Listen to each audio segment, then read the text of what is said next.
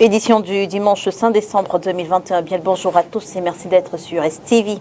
Attendue pour ce vendredi 3 décembre, la cérémonie officielle de réception du stade et des terrains annexes du complexe sportif d'Olembe a été reportée à une date ultérieure. Dans sa note d'information, le président du COCAN évoque des opérations de recettes techniques du dit chantier en cours et des contraintes au niveau de l'agenda. Et c'est sous forte escorte policière que Maurice Kamto a quitté la ville de Douala ce jeudi 2 décembre sans pour autant avoir accompli l'autre pan de sa visite dans la capitale économique du Cameroun, la dédicace de ses derniers ouvrages. Un départ, comme qui dirait, à libérer la ville des embouteillages, car pendant les 2 jours passés par Maurice Kamto à Douala, plusieurs routes ont été bloquées, créant un manque à gagner énorme sur le plan économique. On parle de ces sujets avec vous, Amadou Oumara. Vous représentez le Rassemblement démocratique du peuple camerounais sur ce plateau. Bonjour et merci d'avoir accepté notre invitation. Bonjour Leila, bonjour aux panélistes et bonjour à tous les fidèles téléspectateurs de la télévision STV. C'est un grand honneur pour moi de représenter la communication de notre grand parti politique, le RDPC, sur ce plateau. Alors, quelques semaines après ce que certains acteurs politiques ont qualifié de bourde, je parle notamment de la sortie de Célestine Ketchakoutez adressée au préfet d'Undé il y a quelques semaines après le 39e anniversaire de la session de Paul Biya à la magistrature suprême. On se souvient justement de cette correspondance écrite sur du papier en tête le ministère qu'elle dirige, avec l'autre mention, son autre casquette, présidente de la session des Nord. Alors, quelques semaines après, je le disais, ce que les acteurs de l'opposition qualifiaient de bourde, comment comprendre le silence du RDPC? On n'a rien vu passer, sauf cette photographie de Célestine Ketchakoutez hier au Palais de l'Unité, en compagnie de la Première Dame. Vous voyez, Leila, l'épisode que vous venez de rappeler, la correspondance du ministre Ketchakoutez, c'est président de la section des Nord à M. le préfet d'Indé par rapport au non-encadrement des manifestations de la célébration du RDPC d'ici novembre du parti. Du champion, de notre parce que c'est le thème justement qu'elle a employé. Bien sûr, vous voyez, depuis l'avènement du Covid-19, on n'a pas pu se mobiliser davantage pour célébrer le 6 novembre. Le jour de l'accession à la magistrature suprême du président Paul Biya, c'était un ferveur populaire cette fois-ci. Mais par rapport à la lettre du ministre Ketchakoutez, je pense que... Sur le papier en tête du ministère. Oui, bon, je pense que vous voyez, elle a pris l'entête du ministère et elle a agi comme présidente de la section d'Indénon. Est-ce que ça méritait un rappel à l'ordre? Est-ce que ça méritait un rappel à l'ordre des instances de votre parti? Vous voyez, même s'il y a eu des rappels des instances de notre parti, ça ne peut pas être public ou ça ne peut pas être publié. Il y en a eu? Vous voyez, c'est la question que nous on pose à l'extérieur. Je ne peux pas vous affirmer avec positivité ou négativité. Il y a eu ces rappels à l'ordre. Je pense que Madame la ministre, elle sait ce qu'elle fait. C'est-à-dire c'est une Amazon du RDPC depuis la nuit des temps. Elle peut faire la différence entre son casquette politique présidente de section avec son poste de membre du gouvernement. À ce niveau, il n'y a pas de souci. En fait, vous dites qu'elle sait faire la différence. Donc le fait qu'elle n'ait pas fait la différence, c'était à dessein. Bon, je ne peux pas dire oui ou non, mais je pense qu'elle est dans son rôle en tant que présidente de la section parce que ça concerne les activités politiques. Et maintenant, est-ce qu'il y a eu des débordements? Parce qu'il y a eu... En fait, c'est pas la question que je pose. Est-ce que ce qu'elle a posé comme acte, prendre le papier en tête du ministère et écrire en tant que présidente de session d'Undé Nord, est-ce que ça méritait un rappel à l'ordre?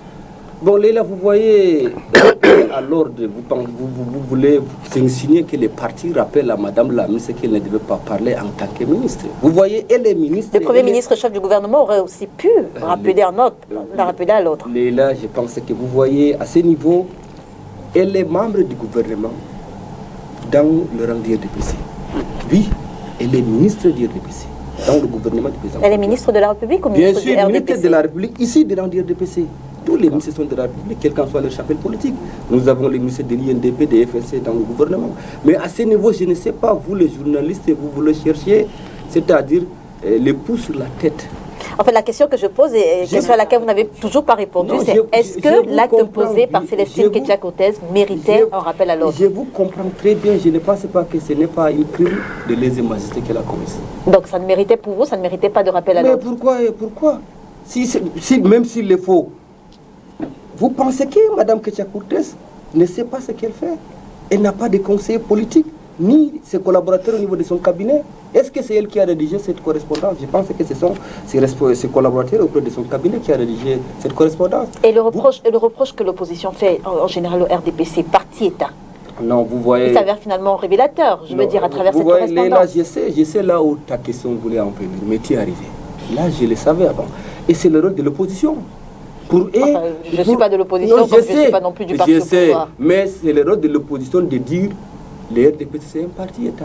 Parce que les ministres agissent en tant que ministre par rapport aux activités du parti. Je veux dire, à partir de cette correspondance-là, oui. Est-ce que, oui ou non, le RDPC, puisque vous dites que Célestine Ketcha-Cortez sait pertinemment faire la différence entre sa casquette de militante politique et sa casquette de ministre de la République, oui. Si vous dites effectivement qu'elle sait faire la différence à partir de ça, est-ce que le RDPC finalement n'est pas ce parti-État décrié par l'opposition? Non, là, ce n'est pas un parti-État. Le RDPC, c'est un parti politique comme d'autres partis politiques, qui est au pouvoir, qui part aux élections dans le seul objectif de conquérir les voix. Comme les petits partis politiques d'IMR s'occupent des élections, les partis des SDF qui étaient dans les années 92 avec 47, qui a 5 députés, et même l'âme de l'IPC qui plane sur les 5 de l'IPC. C'est comme ça, c'est ça la politique. C'est un jeu. Merci. On est allé aux élections, on a gagné les élections, nous sommes au pouvoir. Les autres aussi aspirent, mais il faut qu'ils prennent les voies légales et constitutionnelles pour arriver au pouvoir, et non par la rue. Merci, merci Monsieur Amadou d'être avec nous ce dimanche. À côté de vous, on reçoit Ba Akwe Nadier, elle est de l'UPC justement. Bonjour Madame Nadier et merci d'avoir accepté notre invitation. Bonjour Madame Léla, bonjour à mon co-panéliste, le représentant du RDPC qui n'a pas su se défendre selon votre question. Là, ça m'embête beaucoup de savoir qu'il n'a pas pu répondre à votre question qui est très pertinente parce que nous sommes dans un état où on ne peut pas diviser le gouvernement et le parti au pouvoir. C'est vraiment dommage. Et ça nous démontre efficacement ce qui s'est passé avec le renouvellement des organes de base dans le RDPC, avec Madame Ketcha-Cortez qui n'a pas pu agir comme une militante simple du parti parce que si nous voyons l'entête de sa lettre, elle a envoyé des menaces au préfet. Et nous savons que les déclarations sont prises par le sous-préfet et non pas le préfet. Et là, nous avons vu une nuance sur son activité ou bien sa lettre de dément, pourquoi on n'a pas su sécuriser la scène. Et là, on n'a pas vu de bagarre là-bas. Moi, je pense qu'elle voulait juste utiliser sa position pour intimider peut-être son ami ou bien son adversaire dans son parti. Et également, je voudrais aussi saluer tous les militants de l'UPC, l'Union des populations du Cameroun, le seul parti qui a une idéologie fixe, un parti qui a su se démontrer. On a déjà 61 ans d'existence. Quand nous parlons de l'âme immortelle de Oumy Aubert, nous parlons de l'âme de tous les Camerounais parce que le Cameroun a su recevoir son indépendance à travers le sang de Oumy Aubert. Donc quand je comprends mon co-panéliste dit l'âme, écoutez, je vous ai entendu parler religieusement, je ne vous ai pas interrompu là, ça montre une nuance de la démocratie que vous ne voulez pas laisser que ça se prône au Cameroun. Donc je disais tantôt que l'âme immortelle de l'UPC, qui est celle de Oumy Aubert, est le parti qui a su se démarquer depuis plus de 61 ans. Nous avons vu beaucoup de personnes qui disent que l'UPC c'est un parti divisé, c'est un parti qui n'a pas d'idéologie. Non, l'UPC c'est un parti qui prône ce qu'on appelle la démocratie. On peut avoir les différentes idées, mais nous tous, nous sommes les UPCistes et nous avons un seul objectif, c'est de prendre le pouvoir, qui a su être manigancé par... Toutes les tendances de l'UPC, justement, même celles qui, durant la dernière élection présidentielle, ont soutenu, justement, la candidature de Paul Biya, même cette UPC-là a l'intention de prendre le pouvoir. Madame Léla, vous savez, dans tous les partis politiques, on a des personnes qu'on appelle les infiltrés, on appelle les brebis galus. Nous savons que le parti au pouvoir a toujours travaillé ce qu'on appelle diviser pour mieux régner. Donc ils entrent dans les partis d'opposition qui ont une idéologie fixe, qui peuvent intéresser tous les Camerounais, parce que si nous regardons l'idéologie de Oumy Aubert ou bien de l'UPC, c'est celle qui est épousée par tous les Camerounais. C'est parce que le parti au pouvoir à travers la France a su infiltrer le parti par des personnes égoïstes pour pouvoir diviser le parti et donner un nom d'un parti divisé. Nous avons eu des personnes dans le parti qui se disent le RG, qui ont soutenu soutenir la candidature de Biya. Ce ne sont pas des UPCistes parce que nous savons vraiment la bataille de Oumyobé au Cameroun. C'était pour l'émancipation, pour l'élévation et pour l'indépendance. Nous devons être séparés de ce qu'on appelle le néocolonialisme, l'impérialisme et le bicéphalisme. C'est ce que Oumyobé a prôné. D'accord. Alors, tout à l'heure, vous avez dit l'UPC, le seul parti qui a une idéologie fixe. Oui. Permettez-moi de vous taquiner à ça. Vous le savez depuis quand que l'UPC est le seul parti qui a une idéologie? Je le sais depuis que j'ai fait l'histoire, parce que quand nous étudions l'histoire à l'école, on a toujours eu à comprendre qui est Oumyobé. Le PCRN? J'étais dans le PCRN parce que j'ai voulu. Parce qu'on dit la politique au Cameroun, c'est celle qui contrôle le monde. Parce que les hommes politiques, c'est eux qui ont l'igname et le couteau, ils font tout. Donc, si toi, jeune, tu veux être vu, tu veux être représentatif dans les hautes instances du Cameroun. Le PCRN pour avoir de la visibilité? Non, je suis en train de vous expliquer si. La politique contrôle le monde. Les hommes politiques contrôlent le monde. Et nous, les jeunes, on a dit, nous ne sommes pas représentatifs dans les hautes instances. Nous ne sommes pas dans les hautes instances, dans les prises de décision. Parce que la jeunesse du Cameroun est plus de 60% de cette population. Et les jeunes ne sont pas représentatifs. Et si tu veux être capable d'être représenté dans les hautes instances, tu dois être impliqué dans la politique. Parce que les hommes politiques contrôlent le monde. Donc j'ai décidé de faire la politique premièrement à travers le PCRN. Parce que c'est le seul parti qui a su donner la valeur à la jeunesse camerounaise. Donc je suis entrée dans le PCRN à travers Cabral Libi, qui a su exploiter la matière grise des jeunes. Parce que si nous regardons le PCRN, c'est un parti des jeunes et ils donnent la chance aux jeunes. Et nous voyons que Cabral Libi, c'est un jeune qui aussi qui a su se démarquer parmi les jeunes. Et là, Amadou Marou, je vous en prie, pourquoi en être parti? Je suis parti du PCRN parce que j'ai pas pu me retrouver dans l'idéologie du PCRN. On dit un parti, c'est l'idéologie. On dit un parti, c'est ça. Tu dois épouser avec ton âme. Moi, en tant que jeune Camerounaise, je veux le développement de tout le Cameroun. Et là, je ne me suis pas retrouvée dans l'idéologie du PCRN. Et je suis partie. Et je suis entrée dans l'UPC. Quel aspect de l'idéologie du PCRN vous posait problème? Le PCRN, c'est un parti des jeunes. C'est un parti régional, moi je le dis. Régional. Régional. Quand je dis régional, ça veut dire il y a ce qu'on appelle le tribalisme dans le PCRN. Vous en avez été victime? Oui, je suis de la région du Nord-Ouest. Et là, je suis partie du PCRN parce que quand mes frères étaient muselés, j'ai demandé au parti de m'aider pour pouvoir aider les jeunes. Également, le PCRN a des leaders à l'Assemblée nationale. Je me suis demandé la question, depuis que les crises du Nozo ont commencé en 2016, il n'y a pas un député du PCRN qui a parlé de ce problématique à l'Assemblée nationale. Or, ils sont... Pourtant, Nourane Foster prendre la parole. C'est présentement. Et même s'ils ont pris la parole ouvertement, ils n'ont pas su prendre des actions. On veut les actions et non des paroles. C'est ça. C'est de ça qu'il s'agit. Je ne peux pas être dans un parti politique où je ne me retrouve pas, où je ne peux pas représenter les anglophones de l'expression anglaise dans ce parti. Non. Il doit être capable de dire aux frères et sœurs qui sont dans cette région que nous sommes avec vous et prendre des actions. Les crises du Nozo, ce n'est pas seulement une crise qui affecte les anglophones, non. Ça affecte tous les Camerounais. Et en tant que député de la nation, tu représentes tout le Cameroun. Tu dois être capable de te démarquer. Et même pas, et pourquoi pas quitter une session parce qu'on ne t'a pas entendu? Parce que tu as voulu parler des crises du Nozo, parce que, Madame Léla, quand on parle du crise du Nozo au Cameroun, c'est un sujet tabou. On t'appelle un ennemi de la paix. Ça, c'est très important de le dire. Et si nous avons des députés de la nation qui ont l'audace de dénoncer ça dans l'Assemblée nationale, nous saurons qu'ils représentent le peuple. Et à l'UPC, justement, l'UPC que vous avez finalement rejoint, est-ce que votre voix est entendue pour cette cause-là? Évidemment, ma voix est entendue. Je suis premièrement la présidente nationale de la JDC. C'est un organe annexe de l'UPC qui est spécialisé aux problématiques de la jeunesse. Et là, c'est autonome.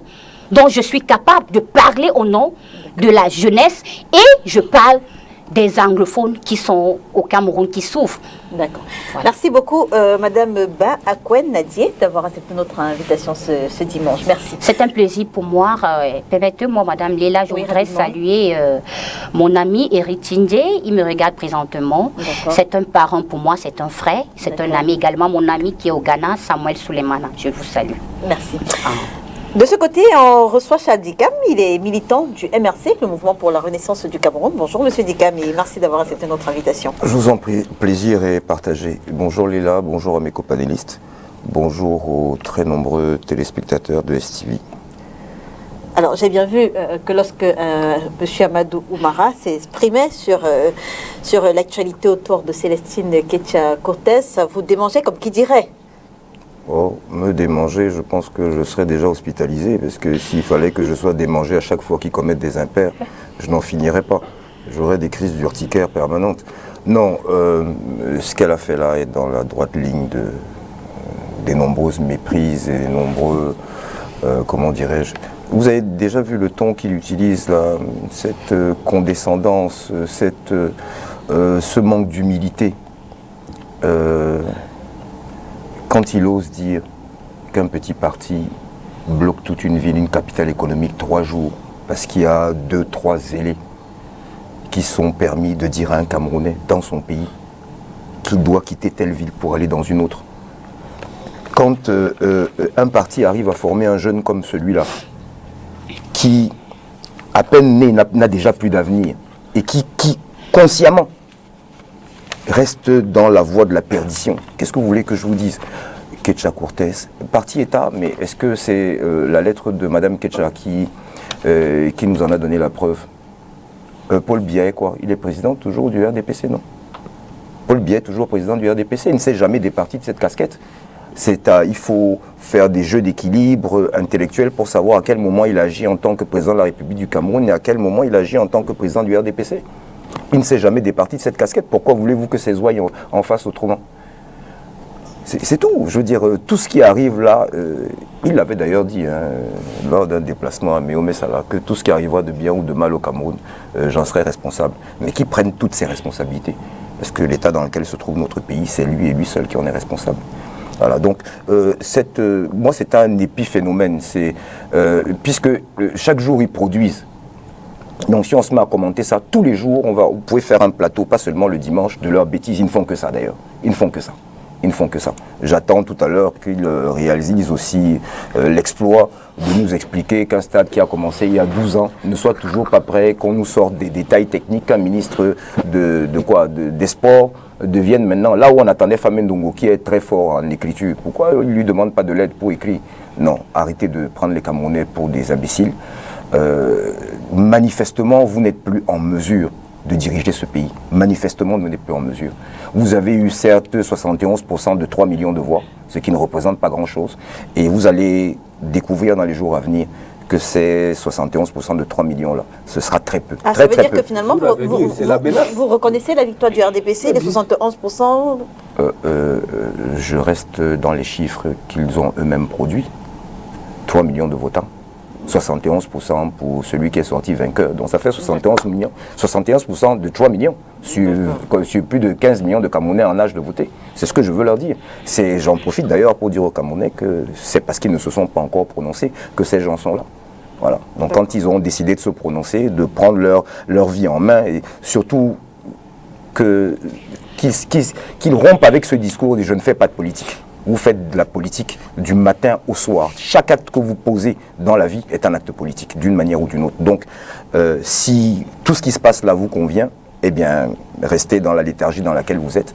Parce que moi, mon rôle, c'est d'essayer d'éveiller quelques consciences. Mais je ne suis responsable que de moi-même et de mes actes à moi. Donc, si je peux faire quelque chose pour les miens et essayer de faire comprendre aux autres que ce serait bien pour eux aussi, mais tant qu'ils n'agiront pas individuellement, on en restera où on en est. Merci Chad Dikam d'être avec nous ce dimanche. Je vous en prie. Parfait, vous, et militant du Social Democratic Front, merci d'avoir accepté notre invitation. Vous nous venez de Yaoundé. Merci Lila, bonjour. Bonjour aux téléspectateurs de STV. Je suis heureux d'être là et de représenter mon parti.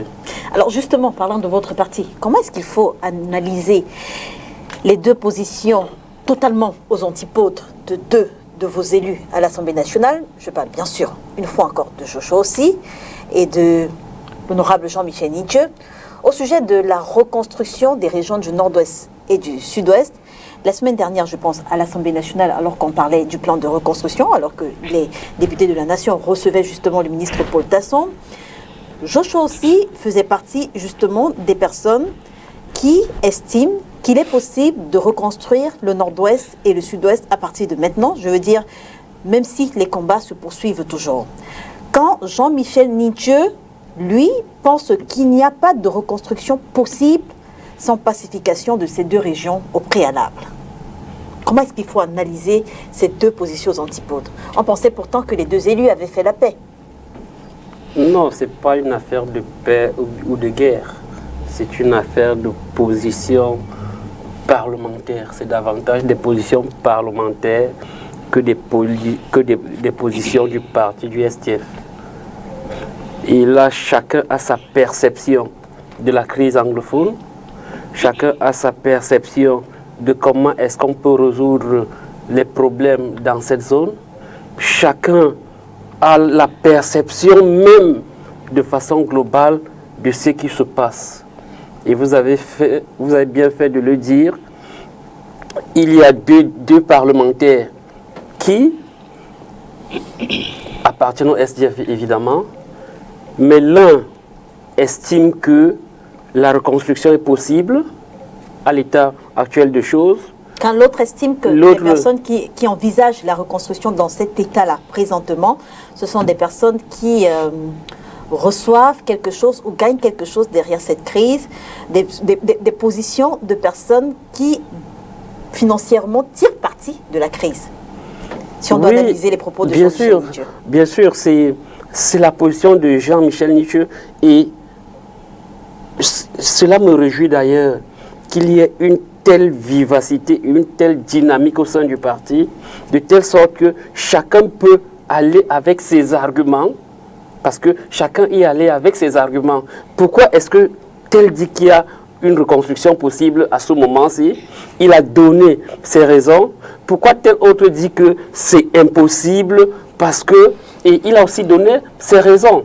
Maintenant, il ne faut pas voir ça forcément dans le cadre du SDF contre le SDF. D'ailleurs, même au sein du parti, je rappelle qu'il y a eu au moins 50 interventions au cours de ce sujet. Oui. Et les interventions étaient divergentes.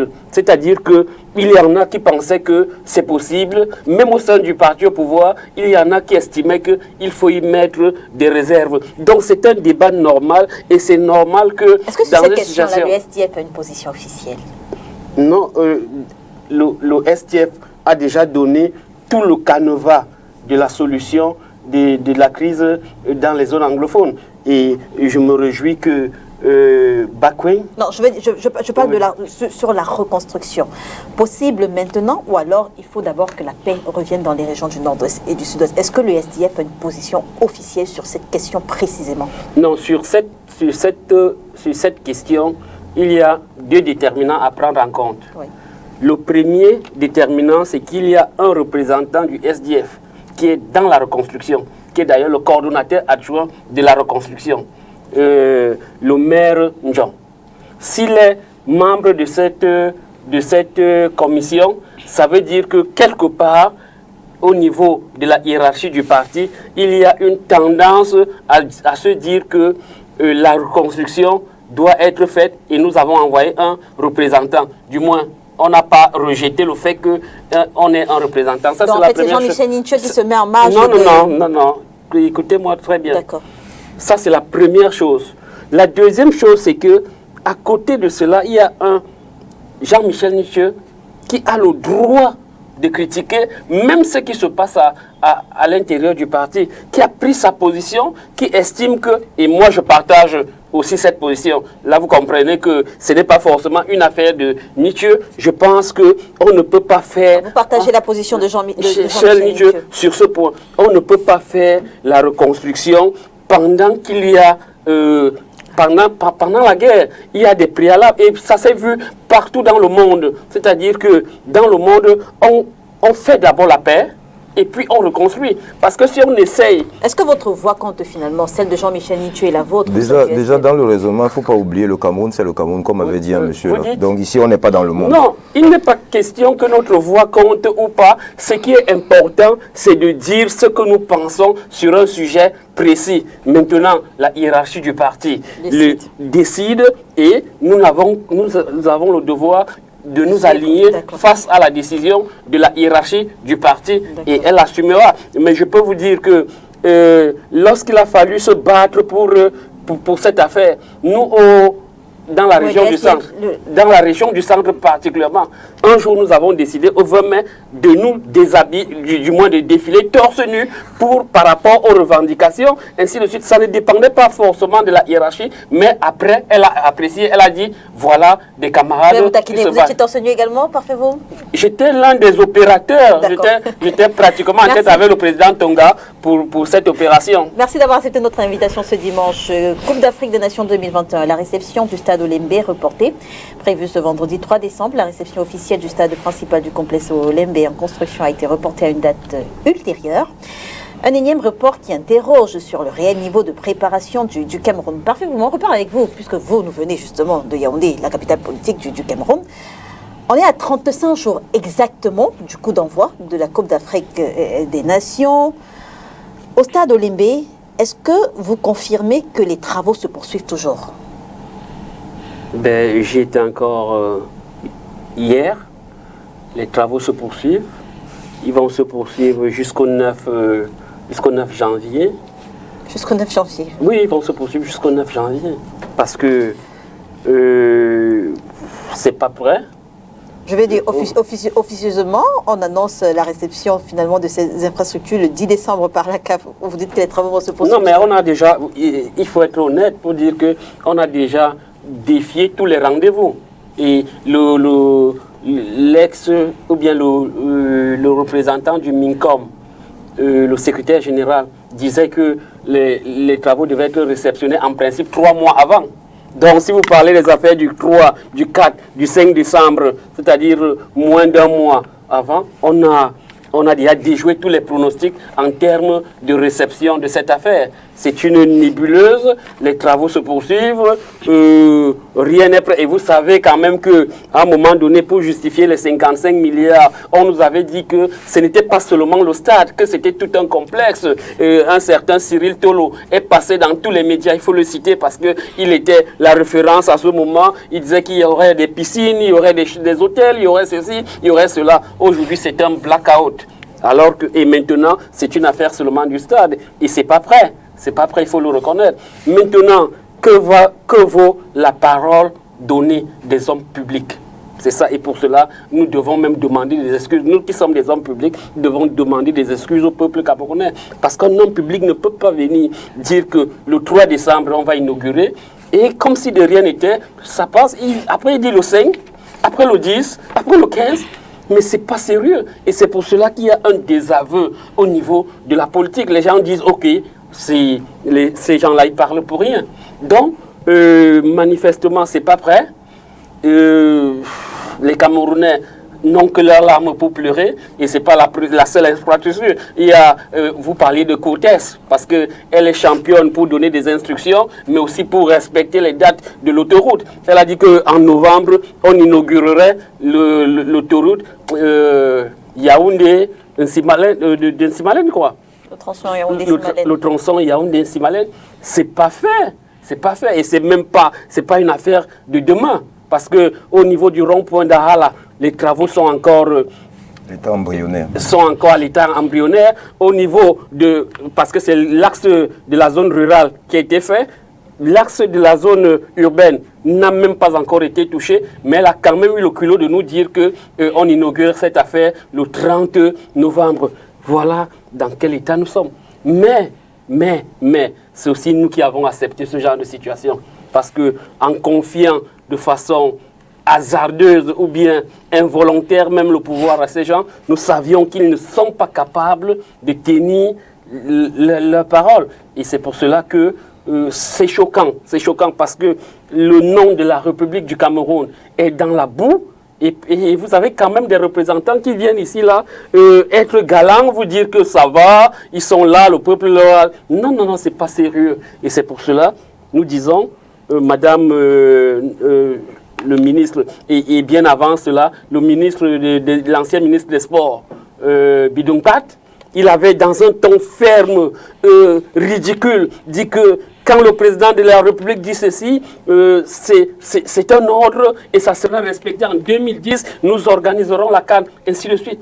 Vous voyez, ils n'ont pas la décence de démissionner, ils n'ont pas la décence de demander des excuses, même à travers leurs représentants, et puis ils vous disent qu'ils gouvernent. Alors Nadia Bakouen, quand on sait justement que la date initiale de réception de ces infrastructures était le 30 novembre, puis on est passé au 3 décembre, et là, on n'a plus aucune date. Comment est-ce qu'il faut analyser ce énième report? Madame Léla, c'est évident, ça démontre la manière à laquelle notre pays est dirigé. Ça démontre à laquelle notre gouvernement a les habitudes et c'est devenu une seconde nature. Donc c'est tout à fait naturel au Cameroun. Rien n'est respecté. On ne peut jamais donner l'honneur au Cameroun. Un pays qui est le pays d'Eto, un pays qui est le pays de Roger Mila, un pays qui est connu pour son efficacité quand nous parlons du football. Mais on ne peut être prêt. Un stade qui nous a coûté plus de 200 milliards, 12 ans de préparatifs, c'est vraiment abominable. Et on a un gouvernement qui est très... ils utilisent, comme mon compagnon a dit, ils utilisent des tons orgueilleux. Ils s'en foutent des sentiments des Camerounais. Et là, je vous dis, Madame Léla, ça c'est pour blaguer avec le sentiment des Camerounais et avec l'argent des Camerounais. Quand nous parlons de 200 milliards qui ont déjà été utilisés pour un stade, c'est l'argent des contribuables des Camerounais, la souffrance des Camerounais. Nous savons la manière à laquelle ce gouvernement s'en fout des Camerounais. Il s'en fout des sentiments, il s'en fout du respect, il s'en fout de l'honneur parce que le Cameroun n'a plus d'honneur. La CAN-CI qu'on devait organiser en 2021 a été rapportée en 2022. Parce qu'on n'était pas prête. On a mené des raisons comme le 2019 à l'origine. Voilà. Et là, on a pris en 2022... Le 30 novembre n'était pas la date initiale. Évidemment. Le 30 novembre était déjà un prolongement. Et en 2022, c'était le temps de la Côte d'Ivoire. Et nous avons pris cette canne à la Côte d'Ivoire. Nous regardons à la manière à laquelle on a un gouvernement qui s'en fout, qui ne respecte rien, qui s'en fout des Camerounais, notre argent. On nous donne les dates et on renvoie sans toutefois consulter les Camerounais, sans toutefois comprendre comment les Camerounais vont se ressentir. 200 milliards, ce n'est pas petit argent. On nous a parlé de 55 milliards et ils ont tous cité. Et là, quand tu vois les statistiques, quand tu descends sur le terrain, ce qu'on nous a dit, le stade devait porter, jusqu'à présent, rien n'est prêt.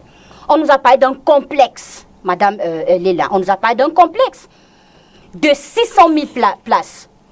On nous a parlé de 2 stades d'entraînement. On nous a parlé également d'un stade de gymnase. On nous a parlé d'un stade de handball. On nous a parlé d'un stade de volleyball. On nous a parlé d'un hôtel 5 étoiles. D'une piscine olympique. Jusqu'à présent, rien n'est prêt. Et on nous a dit que le Cameroun serait prêt le jour J. On a renvoyé la date au 30. On a renvoyé au 3. Aujourd'hui, nous sommes pour le 10. Jusqu'à quand? On a renvoyé au 5 même d'abord. Avant le 10. Avant le 10. Ça veut dire et le 10, ce ne sont pas eux qui renvoient. Le 10, c'est parce que la CAF sera là pour constater ce que nous savons déjà. Voilà. C'est pour vous démontrer la légèreté à laquelle le gouvernement camerounais prend les choses publiques. Ils prennent les choses publiques. Et ils ne font que renvoyer les dates parce qu'ils ont détourné cet argent, Madame Léla. Beaucoup d'argent a été décaissé. On nous a parlé que non, ce sont les opérateurs économiques qui ont pris ce stade en charge, qui ont désisté à un moment donné. Et la question qui se pose, c'est que pourquoi ils ont désisté? Est-ce que les thèmes n'étaient pas respectés? C'est pour vous dire que le gouvernement camerounais, c'est un gouvernement qui est habitué avec les détournements abusifs de l'argent des contribuables des Camerounais. Ils ne donnent pas l'honneur aux Camerounais. Ils ne respectent pas leurs paroles. Ils sont orgueilleux. Molekombi nous a dit le Cameroun serait prêt le jour J. C'est la même parole que le président a tenue. Mais nous ne sommes pas prêts. Et on a vu une autre qui est sortie en disant que si tu te rends sur ce stade présentement et tu prends les photos, on va t'amender. Le stade qui nous appartient, je n'ai pas le droit d'aller là-bas et faire une statistique. Et je vais venir sur un plateau de télé et je vais parler de quoi? C'est pour vous dire, ils cachent beaucoup de choses. Ils ne veulent pas que les Camerounais découvrent la vérité. Ils ne veulent pas que les Camerounais comprennent la manière à laquelle ils ont détourné cet argent. Et c'est très important de le dire, Madame Léla. On nous a parlé de l'argent de Covid-19. Les résultats de la Chambre de compte est sorti 18 milliards, a disparu. On n'a pas de responsabilité partagée. On n'a cité personne. Ces personnes sont toujours en train de respirer la liberté. Ils respirent l'air de la liberté. Et aujourd'hui, c'est un scandale du stade olympique qui a commencé depuis, c'est même pas aujourd'hui. Les Camerounais s'interrogent et nous sommes déjà habitués, Madame Léla, je vous assure. Alors, Charles Dicam, quel crédit est-ce qu'il faut accorder aux explications du ministre des Sports, justement Narcisse Moïne Kombi, le maître d'ouvrage de l'infrastructure. Le pauvre, mon jeune frère Moïne Kombi est très embêté parce qu'aujourd'hui, il est obligé de justifier de l'argent. Il parle des opérations de recettes. Non, il est obligé aujourd'hui de justifier quelque chose au départ de quoi il n'était pas. C'est-à-dire ses camarades ont volé, ils sont partis, certains ont eu d'autres ministères, et lui, il arrive aujourd'hui, il est obligé de justifier leur vol. Donc, il est très embêté. Il est très embêté. Je lui dis, Narcisse, comme on dit en Côte d'Ivoire, Yako, tu vas supporter. Sinon, si tu étais dans un pays normal et que tu avais une conscience politique, tu partirais. Mais c'est quand même lui qui a donné la date du 30, c'est quand même lui qui a donné la date du 3, oui, mais il est dans le même train. Mais quand ces travaux étaient entamés, quand il y a eu McGuillet, les autres, les uns et les autres, moi, il est combien était là? Il n'était pas là. Vous le dédouanez complètement? Non, je ne le dédouane pas, bien au contraire. Je suis en train de lui dire qu'il n'est pas responsable. Ah, il n'est pas responsable? Non, il n'est pas responsable, même politiquement. Lui, intuité personnelle, ne devrait pas être là à justifier l'injustifiable. Je veux dire que l'action est continue, l'administration est continue. Oui, c'est ce qu'il est en train d'assumer. Enfin, assumer, on le voit depuis 2 jours. Non, j'étais en train de vous dire qu'ils ne peuvent pas se comporter autrement. Leur patron lui-même est inconséquent. Je n'ai jamais vu de ma vie, à travers toute la planète, un pays où un chef d'État vient à la télévision, en mondovision, donner sa parole. Et cette parole, elle est où aujourd'hui? Mais ils se comportent comme leur patron, parce que leur patron n'est pas humble. Il y a un stade qui doit porter son nom. Il se prend pour Dieu sur terre. Sinon, ce monsieur devrait revenir à la télévision pour dire, chers compatriotes, surtout qu'ils ne disent pas j'ai été trompé, parce que lui, c'est un ménage où on le trompe depuis le départ. Donc il aime ça. Je me suis trompé.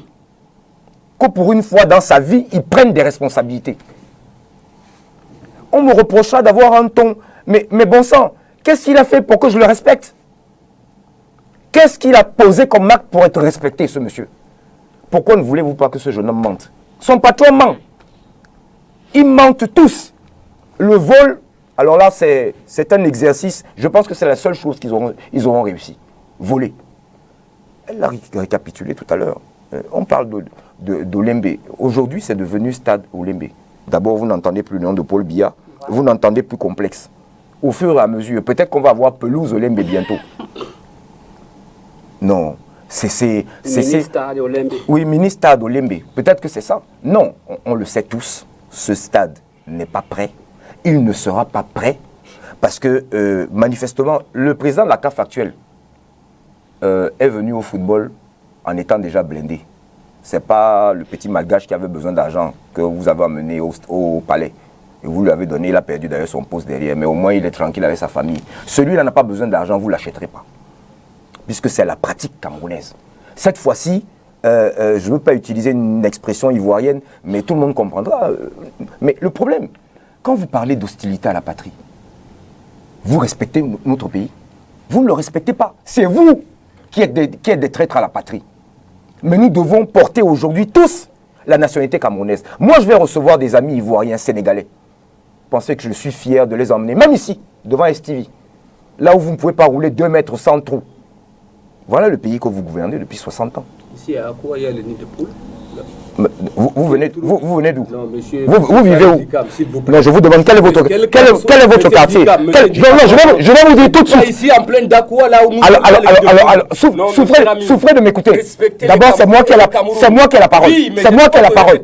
Vous n'êtes pas né à Douala. Vous n'êtes pas né à Douala. Je vais vous dire aussi. Je vais même vous dire où est-ce qu'il y a Monsieur Oumara, je vous en prie. Non, je comprends.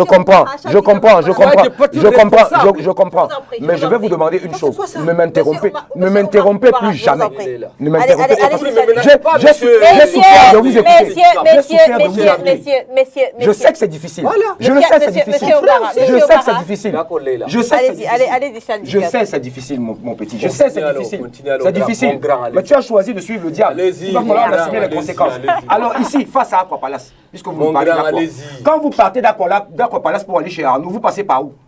Ce qu'il y a là, c'est pas une crevasse. Je parle au plus près. Dites-moi quelle est la route ici, avenue de Gaulle comprise, qui n'a pas de trou. Dans Douala. Et toutes ces routes-là, vous les avez trouvées. Paix à son âme, Mamadou Aïdjo, vous avez donné rendez-vous le 30, il vous a fait ça dur. Choisissez bien la date la prochaine fois. Que la date, lui, ou du jour où il est mort. 30 novembre. Oui, 30 novembre. Ça vous a fait ça dur. Tout ce qu'il vous a laissé, vous n'avez même pas été capable de l'entretenir. Rien. Entretenir. Et on ne vous demande pas de créer, on parle d'entretenir. Mais vous savez ce que c'est 200 milliards de francs CFA Là. dans les circonstances actuelles? Je pense que votre épouse aussi, si vous en avez une, même si vous n'en avez pas, vous vous nourrissez, vous allez au marché. Vous savez ce que ça coûte aujourd'hui? Une semaine de course? Pendant que vos amis pillent? Non, soyez sérieux. Et je pense que, comment dirais-je, ce sérieux et cette responsabilité, si vous pouvez en faire preuve pour une fois, c'est de rendre aux Camerounais ce qui leur appartient. D'accord. Alors, Monsieur Omar, en fait, ce que dit le ministre quand il parle des opérations de recettes techniques, du chantier en cours et d'autres contraintes d'agenda, en fait, ce que dit Narcisse Mouelé-Kombi, c'est qu'il a mal estimé la durée nécessaire de la recette technique, qui, si on s'en tient à certains experts, consiste à vérifier justement le respect des travaux avec le cahier de charges, pour un événement dont on a raté l'organisation en 2019 à cause de notre impréparation. Que vous inspire justement le fait qu'on avance encore aujourd'hui en improvisant? Parce qu'en décidant pour une énième fois, de reporter à une date ultérieure cette cérémonie, notamment pour des raisons évoquées, le président du COCAN vient une nouvelle fois de faire preuve d'improvisation. Vous voyez, Leïla, par rapport à la préparation de cet rendez-vous footballistique et international, le Cameroun est prêt à 99%. Ce n'est pas moi qui le dis. Docteur Motsepe, le président de la CAF, il avait parlé de 95. 99. Il a parlé de 95. Bon, 95, 99, c'est plus de 90%. D'accord.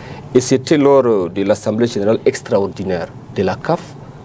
Et le ministre EGPR, le ministre d'État, Ferdinand Ngongo, était présent à la cérémonie. Sauf qu'il parlait des infrastructures Vous en général, voyez, pas du stade, pas du je vais y arriver, Leïla. je sais.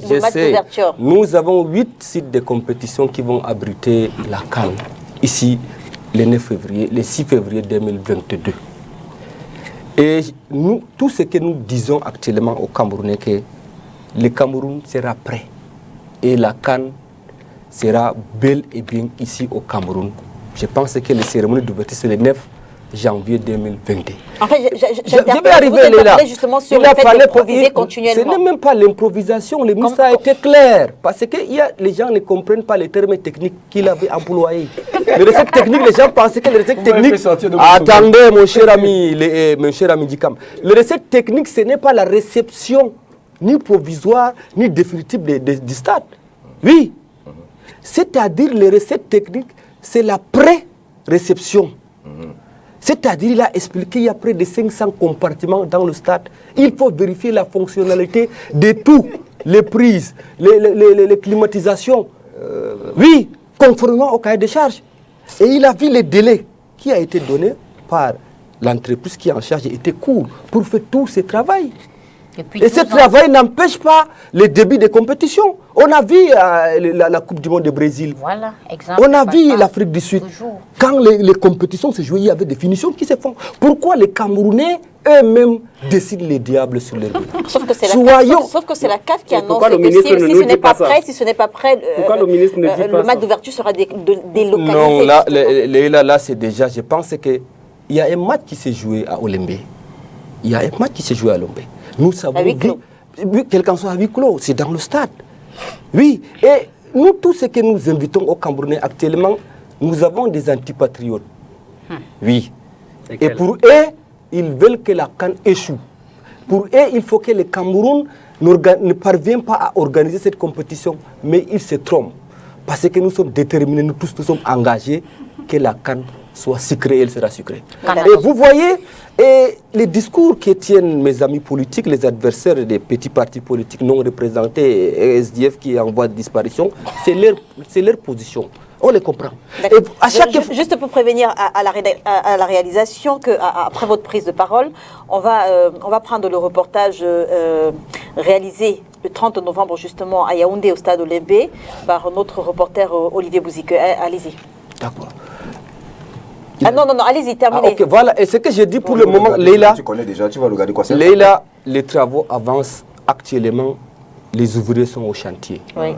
24 sur 24, 7 sur 7. 12 ans après. Et tout ce que nous souhaitons, et c'est déjà même rassurant, que nous allons organiser notre compétition et la cérémonie d'ouverture aura bel et bien à Olembe. Oui, là on ne peut même pas discuter, tergiverser. Nous sommes en train de préparer davantage, le ministre a fait une réunion avec les influenceurs. Nous on avance. On avance par rapport aux préparatifs. Le chef d'état-major des armées a fait une réunion de sécurité pour voir dans quelle mesure assurer la sécurité de nos étrangers. C'était quoi l'objectif de la réunion? Vous ne savez pas l'objectif des réseaux sociaux à l'heure où nous sommes? Votre émission est en ligne actuellement, non? Et elle est suivie partout dans le monde. Et nous voulons que cet événement soit suivi partout dans le monde. Pendant la période de compétition. D'accord. Alors on va prendre ce reportage d'Olivier Bouzike réalisé justement au stade Olembe de Yaoundé. On était exactement le 30 novembre. Comme un pénitencier, une dizaine d'agents de sécurité filtrent l'entrée du stade ce mardi matin. Seuls les ouvriers officiels et quelques particuliers exceptionnellement autorisés par le ministère des Sports ont accès au site. Sommés de nous tenir à bonne distance, nous réussissons néanmoins à prendre quelques images vues de l'extérieur. De gauche à droite, de nombreux ouvriers défilent entre engins et béton pour rapidement achever le revêtement du sol. Seulement, il leur faudra encore une quinzaine de jours pour boucler cette partie, selon cet ancien technicien de l'entreprise Epicini. Concrètement, c'est les couches de finition. Quand je vois donc, ils sont au niveau de, vous voyez là, la couche de base qu'ils mettent là, ils imprègnent, après ils vont mettre le noir là, le bitume, et c'est fini. Donc ça peut pratiquement prendre une semaine encore. Comme lui, de nombreux riverains ont effectué le déplacement pour vivre l'opération de recettes techniques annoncée par voie de communiqué par le président du COCAN. Sauf que la séance de travail se passe à huis clos. Déçu, il rattrape le temps dans quelques divers où chacun partage sa petite connaissance sur le niveau d'avancement des travaux. Je dis présentement là, que le stade, ce n'est que le revêtement du sol là. Je vous dis, si vous revenez ici demain, vous n'allez pas... Non, parce que je suis là chaque jour, moi je viens ici chaque jour pour voir. Parce que moi-même, je veux bien que le match d'ouverture se joue dans ce stade. C'est pour ça que je suis inquiet, comme tout Camerounais. Chaque jour, je viens ici là, voir comment ça évolue. Mais le rythme depuis la semaine passée, le rythme qu'il travaille, si vous revenez demain, je ne suis pas sûr que vous allez encore trouver les engins. Vu de mon avis, si l'intérieur est livré de dehors, ça ne peut, on peut faire ça au fur et à mesure avant qu'il y aura les gens. Donc si le dedans est après, les travaux sont livrés. Cependant, malgré l'assurance des uns, d'aucuns restent sceptiques puisque plusieurs questions restent sans réponse, notamment sur la programmation de la prise de possession de l'infrastructure passée curieusement du 30 novembre au 3 décembre. Ensuite, que deviendront les infrastructures connexes du complexe qui tardent à sortir des terres? Quid du coût définitif de l'ouvrage global, évalué pourtant au départ à 163 milliards de francs CFA. Compétents pour répondre, les autorités indiquées sont occupées dans la course contre la montre pour sauver l'honneur avant le 9 janvier 2022. Voici donc à quoi ressemble le stade d'Olembe ce matin du 30 novembre 2021, la date qui était pourtant prévue pour sa livraison officielle. L'opération de recette technique du chantier a bel et bien eu lieu ce jour en présence du ministre des Sports et de l'Éducation physique, Narcisse Moelle-Combier, par ailleurs président du COCAN. La cérémonie de prise de possession officielle aura lieu plutôt le 3 décembre prochain. Encore qu'Olivier Bouzike, on n'est plus au 3 décembre, parce que maintenant on a pu... Allez-y, parfait-vous. Non, juste pour dire à mon cher ami que nous ne disons pas que la CAN n'aura pas lieu. Encore qu'avec les affaires du Cameroun, tout est possible. Tout est possible. On ne peut pas dire de façon péremptoire qu'elle aura lieu. Nous souhaitons qu'elle ait lieu, moi personnellement. Et d'ailleurs, jusqu'à hier, avant-hier, je cherchais encore les maillots des Lions. Je cherchais encore, je n'ai pas trouvé. Donc, on peut avoir une CAN, mais quelle qualité de CAN? Comment? Vous avez vu le déploiement communicationnel, les banderoles, les affiches à moins d'un mois de la CAN? Oriane Duncan, justement, a réalisé un reportage, Oui, donc, un reportage allant dans ce sens vous dans la n'aimez ville pas de plus Douala. le Cameroun que nous autres. Mais nous émettons des réserves sur un certain nombre d'insuffisances relatives à une organisation et pour laquelle vous êtes pratiquement dépassé. Nous disons qu'on n'était pas obligé de faire, parce que c'est l'obsession à dire qu'on va à Olembe, on aurait pu choisir un autre camp. Mais vouloir faire ce qu'on ne peut pas faire, ce qu'on n'a pas pu faire en 12 ans, c'est ça le problème. On pouvait dire, ok, le match d'ouverture, c'est au stade Amadou Ahidjo. Le match de clôture, un point, un trait. Au lieu de faire des dépenses mensongères, Voilà, au lieu de dire qu'on va faire des choses impossibles, et puis un cahier de charge, nous ne le respectons pas. Vous dites qu'au Brésil, il y aura toujours... Même en Afrique du Sud. Bien sûr. Voilà. Mais le ministre, lui, ne dit pas ça. Il ne dit pas qu'ailleurs, ça s'est passé comme ça. Il dit, il y a recette technique, ceci, cela. Il donne des fausses dates. Au Brésil, ça ne s'est pas passé comme ça. Aucun ministre ne s'est levé pour donner 10 dates sur un événement comme celui-là. Donc, c'est pour les recettes techniques. Non, laissez. Les dates, ce n'est pas pour la réception du stade. Voilà, il faut comprendre que ce n'est pas pour la réception, ni provisoire, ni définitive de ce stade. C'est la finalisation de ce projet. C'est la fémania du vocabulaire. Ça ne sert à rien. Il allait voir le professeur Famine Nongo, il lui a dit non, utilise sa petite recette technique. Cher ami, les Camerounais sont idiots, ils ne comprendront cher pas. Ami, pour ma part, je pense qu'on doit laisser l'affaire du stade Olembe là.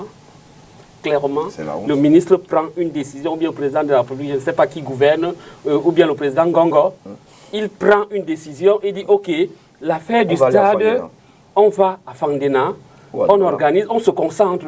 Maintenant, sur les autres aspects liés à l'organisation, je vous ai dit, on ne sent pas, on ne vit pas la CAN à un mois. Alors que, et ce n'est qu'avant... Les jours à venir, vous allez ressentir. Non, c'est trop tard, c'est trop tard, c'est trop tard. Il y a un chronogramme des activités. Non, c'est trop tard. Oui, c'est trop tard. Qui a pris 12 ans pour la construction. Oui, c'est trop tard. Vous savez et c'est pour cela... Vous avez déjà respecté un Madame Léla, où nous sommes un pays sérieux, où nous ne le sommes pas. C'est les pieds niqués. Et finalement, on a l'impression que nous ne sommes pas un pays sérieux parce qu'on a la tête de notre État des hommes insérieux qui ne travaillent pas. C'est les SDF qui ne travaillent pas. Vous avez 3% là de Oui, on a 3%, mais si vous trichez tous les ans... Vous avez combien de députés à l'Assemblée nationale maintenant? Si vous êtes des fraudeurs, mon cher ami, si vous êtes des fraudeurs, des voleurs, les Camerounais ne font plus confiance aux SDF.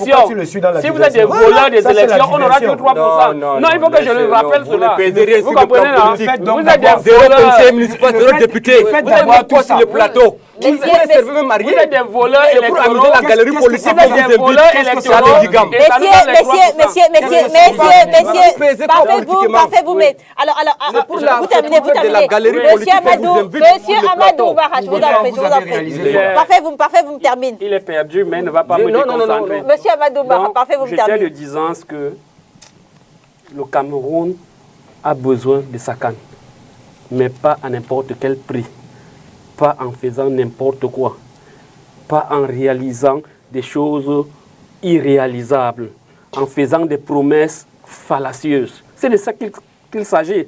Nous devons prendre conscience de ce que nous sommes à un mois de la CAN, qu'il y a des choses qui ne sont pas faites, qu'on laisse l'affaire de l'Olembe, qu'on laisse notre orgueil. Et on dit, ok, cette affaire nous a dépassés. Et on n'aura pas honte. Et puis on se concentre vers d'autres aspects, comme ceux du marketing, de la commercialisation des maillots, ainsi de suite. Moi, je dois amener près de 500 militants du SDF pour supporter les Lions, pour supporter notre équipe. Mais depuis, je cherche les maillots, je ne vois pas. Je cherche un certain nombre de choses, je ne vois pas. Donc c'est pour cela que j'estime que vous aurez les faites un peu, faites mieux que ce que vous êtes en train de faire. Alors, je vois un jeune comme vous qui vous permettez. Quand vous dites Camto, ça ne vous gêne pas. Non. Ça ne vous gêne pas. Mettez au moins monsieur devant. Non. Soyez respectueux. Mettez au moins monsieur devant. Parce que sa carrière politique, vous ne la ferez jamais. Jamais. Monsieur Oumara. C'est quoi cette condescendance? Merci, Chadika. Soyez au moins poli et courtois. Au moins. Si c'est une vertu comme ça. Merci, Chadika, je vous en prie. Alors, monsieur Oumara, on se souvient justement que dans la correspondance de la CAF adressée au ministre camerounais des Sports le 17 novembre. Le secrétaire général de la CAF s'était montré sceptique sur les travaux de finition du stade Olembe dans les délais. Il avait alors proposé aux Camerounais d'envisager un plan B. Voilà.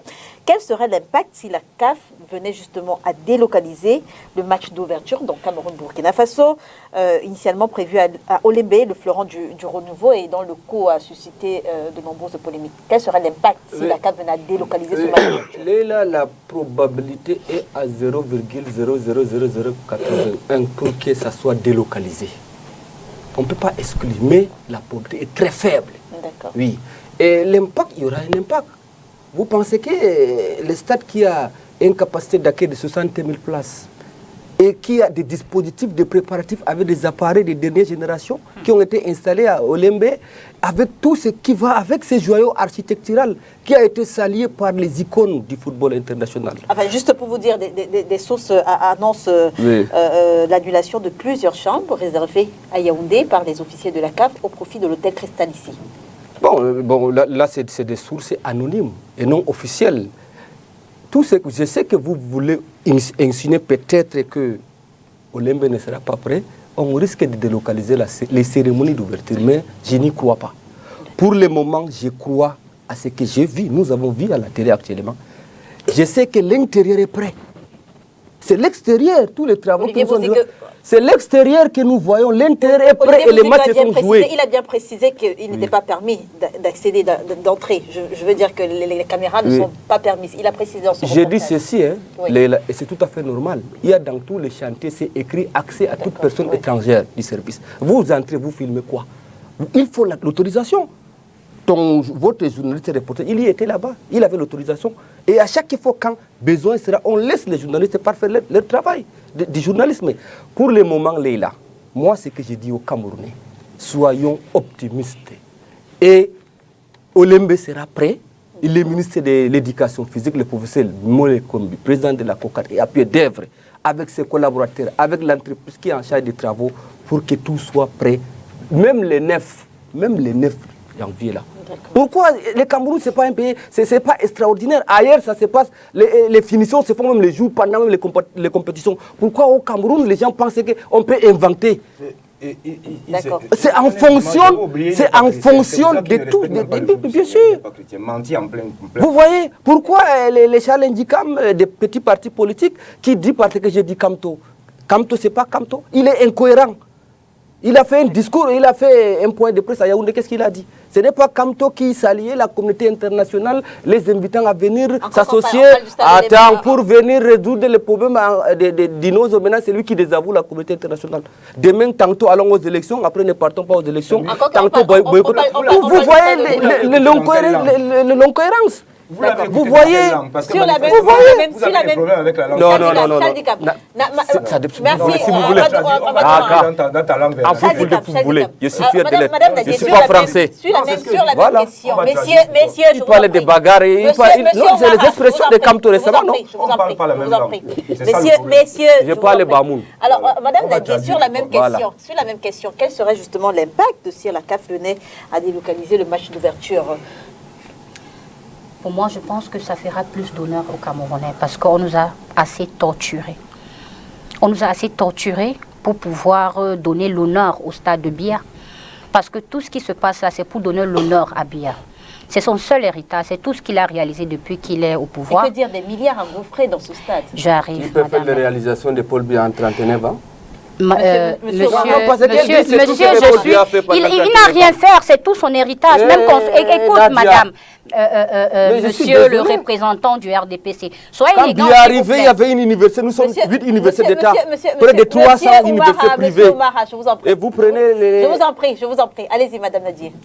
Je disais tantôt que si on délocalise ce stade, si on délocalise le stade, ça sera l'honneur pour les Camerounais. Ça va détendre les Camerounais. Parce que nous voyons un gouvernement qui met tous les Camerounais sous la pression. Parce que j'ai entendu le représentant du RDPC nous dire, même le 9, le stade serait prêt.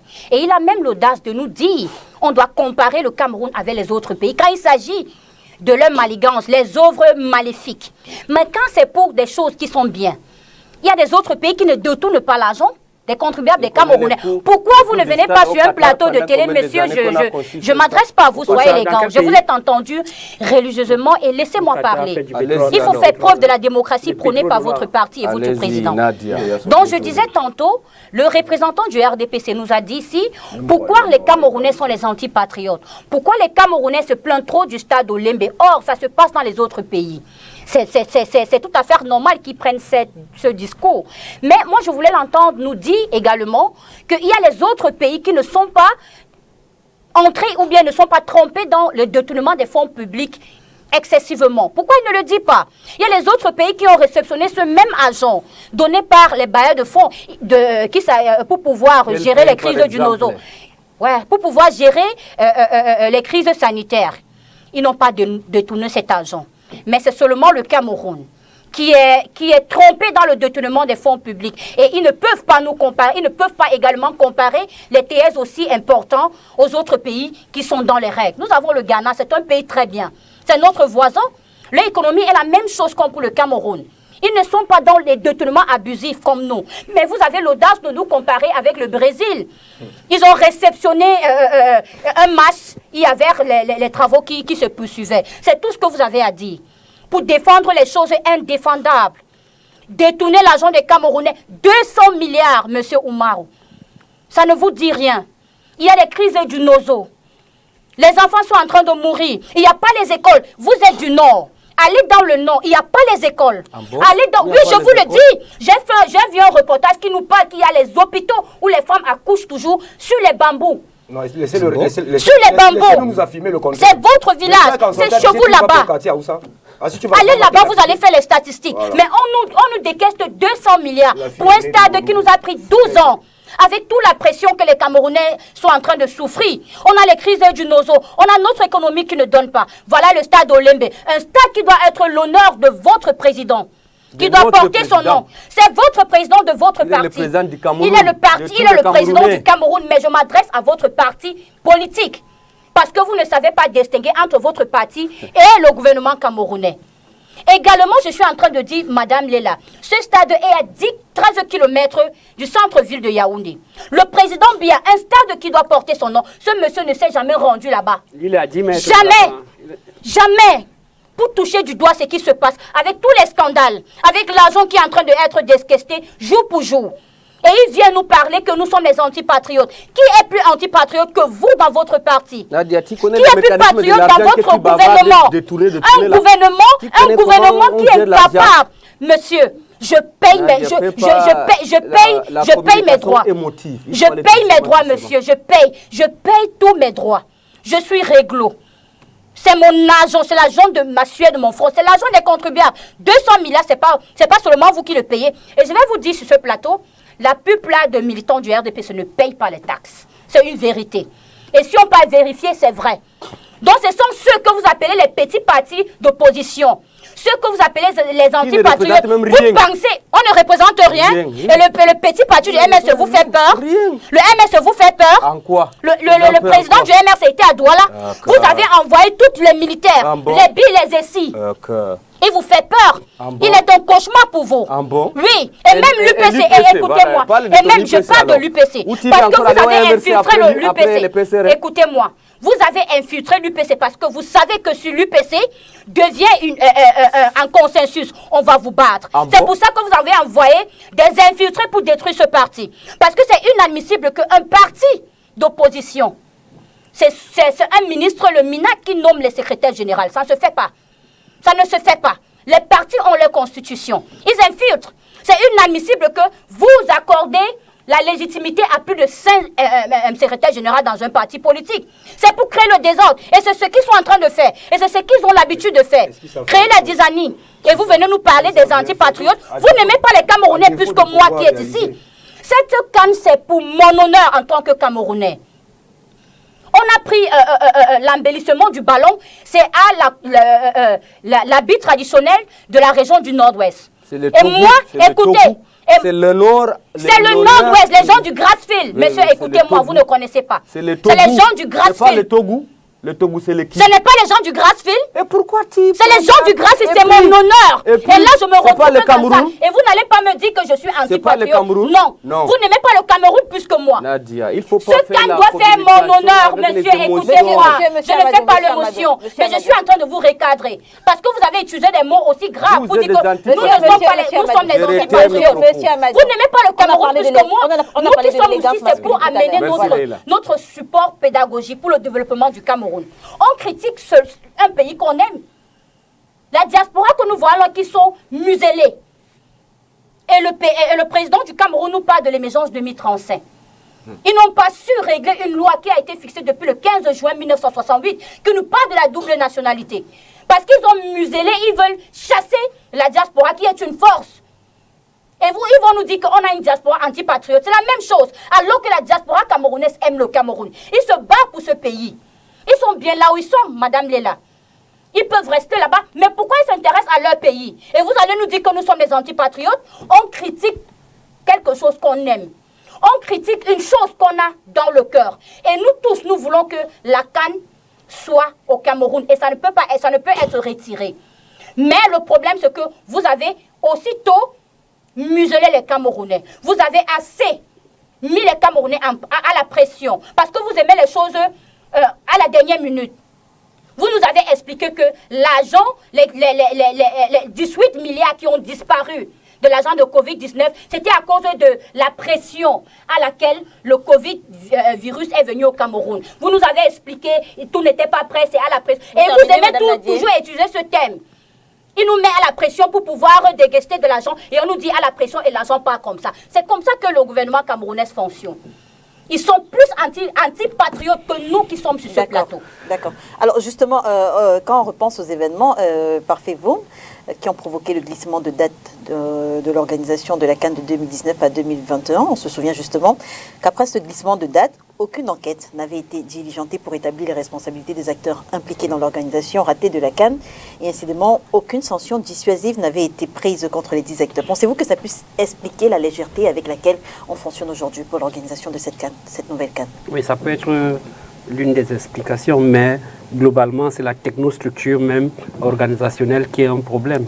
Et on a l'impression qu'il n'y a pas de capitaine dans ce bateau, que ça coule de partout. Et c'est pour cela qu'il n'y a pas d'évaluation. Ceux qui ont fait un peu d'études de management savent que chaque moment, à chaque fois, il faut évaluer. On va où, on était où, qu'est-ce qu'il faut, ainsi de suite. On ne fait pas des choses de façon hasardeuse. Et il y a des ministères pour lesquels on paye des gens pour ce genre de choses. Le ministère de l'aménagement, le ministère des sports, le ministère le contrôle supérieur de l'État et tout ça. Il y a des gens qui sont payés pour qu'il n'y ait pas cette situation. Malheureusement, le pays ne fonctionne pas. Il ne fonctionne pas. Et c'est un peu le hasard. Aujourd'hui, on met un parpaing, demain on dit qu'il faut les préfabriquer, après demain on dit que c'est elle qui va gérer, ainsi de suite. Donc on est dans une nébuleuse qui fait que aucun événement au Cameroun depuis 15 ans ne s'organise de façon scientifique. C'est-à-dire que ce soit le comice agro-pastoral, que ce soit la Coupe du Cameroun, vous savez que jusqu'à date, on n'a pas eu la Coupe du Cameroun. Vous savez, et qu'on a dû envoyer des noms, ainsi de suite. Non, ce n'est pas au Cameroun qu'il y a le contexte sanitaire. Et sur le contexte sanitaire, je suis mieux placé pour vous parler de cela. Donc, on est dans une nébuleuse et nous, ça nous fait honte. Et c'est pour cela que je m'attendais à ce que des jeunes comme ceux-ci s'associent à nous pour dire que oui, nous sommes du parti au pouvoir, mais quand même, sur ce plan-là, nous avons fait fort. Et c'est pour cela, quand vous parlez des sanctions, qui va sanctionner qui? Comment? Pourquoi? Il ne se pose plus ces questions. Parce que si tu me sanctionnes, tu te sanctionnes demain. Tu me sanctionnes aujourd'hui, je sors tes documents demain. Ils se tiennent. C'est pour cela que... Ils se souviennent de la lettre de Babou. C'est pour cela que quand vous avez fait allusion à Ketchakout et le préfet, mais c'est des amitiés, ils se tiennent. Le préfet, qu'est-ce qu'il vient? Est-ce que si le SDF avait une réunion comme celle-là, le préfet pouvait être autant engagé? Jamais. C'est parce que ce sont des amis, des camarades du parti. Donc, entre eux, ils savent comment ça se passe. Donc, et il y a une structure. Il y a une structure comme la CONAC. La CONAC. Elle devait être là aujourd'hui en train de nous dire que voilà, mais la CONAC même, elle est aussi associée à cette malgouvernance. Donc c'est une affaire de malgouvernance, une affaire de qui est à la tête de cet État. Tant qu'on ne va pas se poser de bonnes questions, on n'aura pas de bonnes réponses. Est-ce qu'il y a encore un capitaine dans le bateau? Est-ce qu'il y a quelqu'un qui dirige encore ce pays en dehors de le voir 15 secondes, soit dans un anniversaire, soit quand on reçoit un diplomate, on le voit debout, après il s'assoit, ainsi de suite.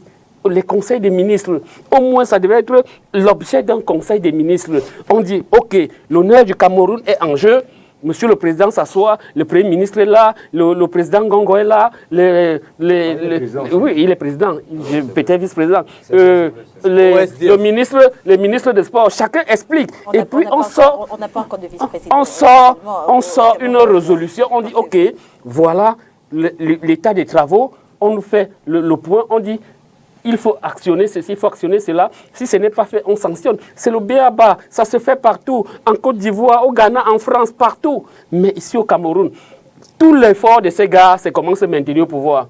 Quand il faut se maintenir au pouvoir, vous voyez comment ils sortent toute la chimie possible, ils travaillent pour se maintenir. Et c'est ça le problème. Quand il y a un autre dossier, ce n'est pas ça. Je vous ai pris le cas du commis, on a renvoyé ça 10 fois. La fête des armées, on a renvoyé peut-être 3 fois. La fête de ceci. On n'arrive plus à rien organiser à temps parce que manifestement, le chef n'est plus là. Il n'est plus là et ça se sent. D'accord. En quelques secondes. Oui, en quelques secondes, parce qu'Amadou va prendre la parole avant Chadikam. Il nous a expliqué que celui qui commande n'est pas présent. Il n'est pas présent. Moi, je dis c'est parce que les institutions au Cameroun ne sont pas autonomes. Si nous regardons la constitution du Cameroun, le président Biya a le pouvoir de faire et de défaire ce qu'il veut. Il a le pouvoir de faire et de défaire. Il peut défaire le Sénat, il peut défaire l'Assemblée nationale. Et on nous dit que l'Assemblée nationale est faite pour contrôler les actions du gouvernement. Moi, je vous dis c'est le contraire. C'est plutôt le gouvernement qui vérifie les actions de l'Assemblée nationale. C'est pour ça que je vous dis les institutions au Cameroun ne sont pas autonomes. On nous parle de la CONAC. La CONAC n'a pas de force. Biya peut de faire et il fait. Donc, les institutions au Cameroun ne sont pas autonomes. Alors, Monsieur Amadou, après le glissement de date de 2019 à 2021, est-ce que des sanctions étaient nécessaires à ce moment-là? Et vous voyez, là, je pense que s'il y a des soupçons de détournement ou de malversation financière par rapport au dossier de la CAN, attendons d'abord après la CAN. On ne peut pas ouvrir les enquêtes. On nous a retiré l'organisation de la CAN, c'était en novembre 2018, si j'ai bonne mémoire. Non, en décembre, ou je ne sais plus, le 4 décembre 2018, si j'ai bonne mémoire. Est-ce qu'à ce moment donné, des enquêtes auraient dû être menées? Est-ce que des sanctions dissuasives auraient dû être prises contre les acteurs impliqués dans l'organisation de cette CAN? Vous voyez, là, je vous dis, si pour le moment, attendons d'abord la fin de la compétition. Parce que je pense que le président de la... Pour punir ceux de 2018. Tous ceux qui ont été impliqués dans le processus.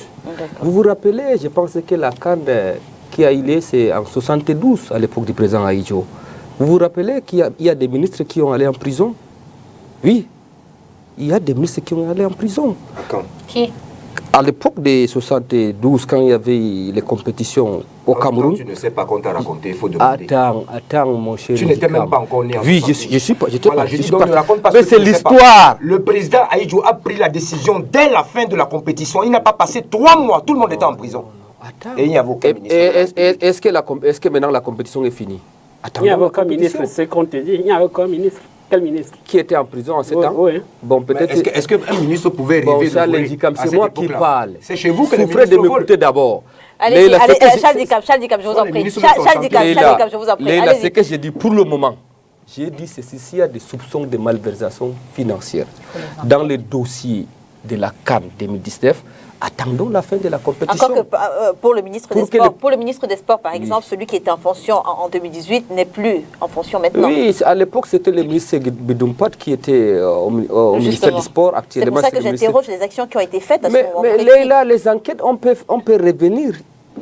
Si on ouvre les dossiers, on peut ouvrir les dossiers dès le début du processus des dossiers. S'ils veulent devenir président. Voilà, c'est de ça qu'il est question. Là, s'ils veulent devenir président. C'est le président de la République lui-même.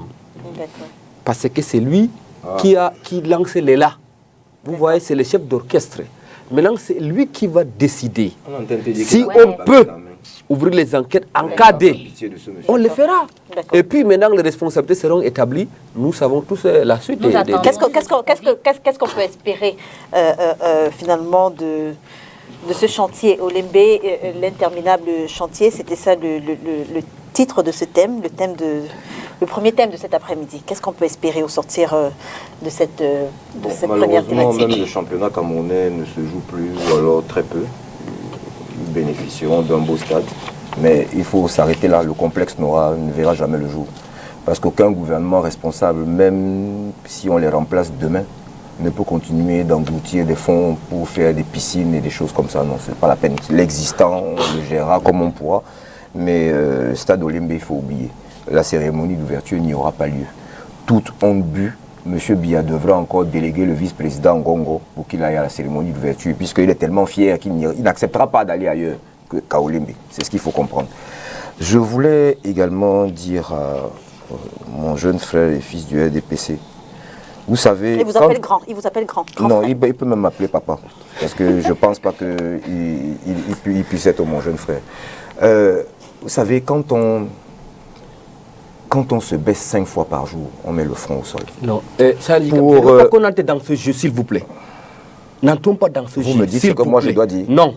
Vous me dites ce que moi je dois dire. Je suis de l'obédience musulman, j'ai respecté mes heures de prière. Et laissez-moi dans... Ne mélangeons pas les choses. Mais est-ce que c'est bon alors de mentir entre deux prières? Ne mélangeons pas les choses, s'il vous plaît. C'est bon de mentir entre deux prières. Ne mélangeons pas les choses. Voilà, continuez. Voilà, je veux te dire donc que tout ce que tu dis là, il n'entend pas, ça n'arrive pas chez lui. Tant qu'il y a le mensonge dedans. Il faut savoir... Comme tout à l'heure, quand tu vas rentrer, si tu as une famille, regarder tes enfants en face et leur dire que c'est ce que tu vois qui existe. Penses par rapport aux thématiques du jour. Laisse les histoires des familles, les histoires des religions là, mon cher grand frère. Non, je fais quand même appel au peu d'humanité que tu peux encore avoir. On ne sait jamais. Je peux te sauver. Alors, ce que je veux dire, c'est que rien de tout cela ne se réalisera. Parce que pour vous, ça l'indiquant, en tant qu'institut personnel. Parce que même les MRC ne pensent pas comme ça. Je t'ai dit que si le français te dépasse, parle une autre langue. Parlons ce que tu viens de dire là, c'est pas en français. Parlons en Bamoun alors. Comme vous êtes des... Messieurs, allez-y, Chadjika, on sort de ce sujet. C'est-à-dire que même le responsable de la communication du RDPC ne nous respecte plus. Mettez les gens au niveau, s'il vous plaît. Alors, ce que je voulais dire... depuis des années passées. Monsieur Amadou. C'est pas vous qui décidez qui va parler au Monsieur Omara, je vous en prie. Allez-y, Chadjika, je vous en prie. Allez-y. Nous ne devons nous attendre à rien. Nous devrons gérer les imperfections. Parce que, comme je le disais, perçus de l'extérieur, les étrangers ne font pas la part des choses, malheureusement. Ils nous mettront dans le même sac que ce monsieur. Donc on est obligé, cette fois-ci contraint, de gérer leurs imperfections, en espérant que pour une fois, le dernier souffle qui reste à leur champion servira à ce que ils les punissent de manière exemplaire. Très bien. Voilà. Maurice Kamto à Douala, attendu pour honorer un rendez-vous littéraire à la Chaumière à Bonapriso, le leader du mouvement pour la renaissance du Cameroun n'a pas pu vaquer à ses occupations. Impossible de quitter son hôtel car empêché par les forces de l'ordre qui ont campé devant l'hôtel Vallée des Princes Bessenguet, tout comme elles étaient également devant le restaurant La Chaumière à Bonapriso. On va commencer par vous, Madame Nadier. Vous étiez certainement à Douala. Comment est-ce que vous avez vécu les 2 journées passées par Maurice Kamto dans la capitale économique du Cameroun? Je parle en termes de trafic routier notamment. C'est un cauchemar pire pour toute la population lambda. Parce que nous avons vu que les routes étaient bloquées. Il n'y avait pas de la circulation. Il n'y avait pas de la liberté. Parce qu'il y avait même beaucoup de personnes qu'on a interpellées pour parler de ce sujet. Les gens avaient peur. Ça veut dire le gouvernement de Yaoundé utilise de suppress people. Voilà. Donc, nous ressentons qu'il y a une peur au sein du gouvernement camerounais quand il s'agit du président du MRC, le professeur Maurice Kamto. Et moi, je me pose beaucoup de questions. Pourquoi lui? Est-ce qu'il ne joue pas de tous ses sens mentaux et moraux pour pouvoir vaquer à ses occupations? On a vu le président Cabral Libi, il a fait la dédicace de ses livres. Personne ne l'a interpellé. Il a tout fait normalement. Il a demandé l'autorisation de manifestation Omar, publique. élégance masculine. Non, c'est vrai que je ne relance pas. Allez-y. Mais je vais ajouter. Je disais tantôt que nous avons vu le président du PCRN, le président Cabral Libi. Il a fait la dédicace de ses livres et le gouvernement camerounais ne lui a pas interpellé. Il a fait ses choses normalement. Mais quand il s'agit du président du MRC, le président Maurice Kamto, on l'interpelle. Ça veut dire qu'il fait peur au gouvernement camerounais. Je vais vous dire, Madame Léla, on a un système politique au Cameroun que quand tu es dans un autre bord politique et que tu essayes de féliciter un autre militant ou bien un président dans un autre parti politique, pour le Cameroun, c'est bizarre. Et là, c'est un système qui a été bien ficelé par le système en place pour créer la division. Moi, je vous dis, l'UPC et le MRC, le président Kamto, c'est la continuation de Oumniobert. C'est la continuation de Oumniobert. Donc, je ne peux pas venir sur un plateau de télé, regarder un homme qui épouse l'idéologie de Oumniobert et dire que non, il est un ennemi de la paix. Et nous avons vu tout un reportage dans une église qui parlait d'un président. Les églises qui font déjà la politique. Les églises qui critiquent, il y a les hommes politiques. Ça veut dire que le gouvernement en place a su infiltrer partout, dans les églises, dans les partis politiques, dans la vie sociale et tout. C'est très dangereux. Ils nous ont bloqué les routes. Ils ont décaissé l'argent des contribuables des Camerounais pour donner à la force de défense de l'ordre, pour gaspiller. C'est un gaspillage. Alors qu'on n'a pas les écoles, alors qu'on n'a pas les hôpitaux, alors qu'on n'a pas les institutions, Madame Léla. Cet argent est gaspillé. Les routes sont bloquées. Je ne pouvais pas faire mon chiffre d'affaires si je suis une femme d'affaires ou bien un homme d'affaires. Le retard là me cause beaucoup de choses. Ça a causé beaucoup de millions aux Camerounais. C'est très important de le dire. Donc, c'est vraiment pathétique de connaître qu'on a un gouvernement qui ne respecte rien. Alors, parfait, vous, quel regard portez-vous sur le dispositif sécuritaire mis en place justement pour encadrer, entre guillemets, la venue de Maurice Kamto à Douala? Non, en réalité, le pouvoir de Yaoundé a décidé de remettre le pouvoir à Maurice Kamto. Ils ont décidé qu'après Paul Biya, et que Maurice Kamto prenne les choses. Ils ont décidé comme ça. Et nous sommes jaloux d'ailleurs. Moi, je suis jaloux parce que tout ce qu'ils font là, c'est pour ouvrir un boulevard à Maurice Kamto. Donner l'impression que chacune de ces sorties, et si j'étais même Maurice Kamto, je reviendrais ici là chaque jour. Voilà. Pas chaque fois, chaque jour. Oui, si c'est comme ça. Parce que je ne comprendrais pas pourquoi il y a un tel acharnement. Et je suis d'accord avec la dame.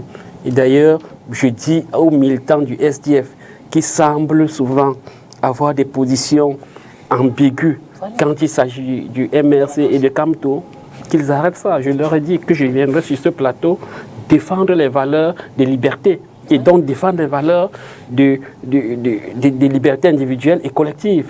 Et que parce que c'est pas parce que c'est Maurice Kamto que nous allons nous liguer contre lui. Mais ce qui s'est fait, parce que les gens veulent les prolongations de 2 ans dans leur service, parce que les gens veulent continuer les nominations, ils estiment qu'ils doivent faire du n'importe quoi.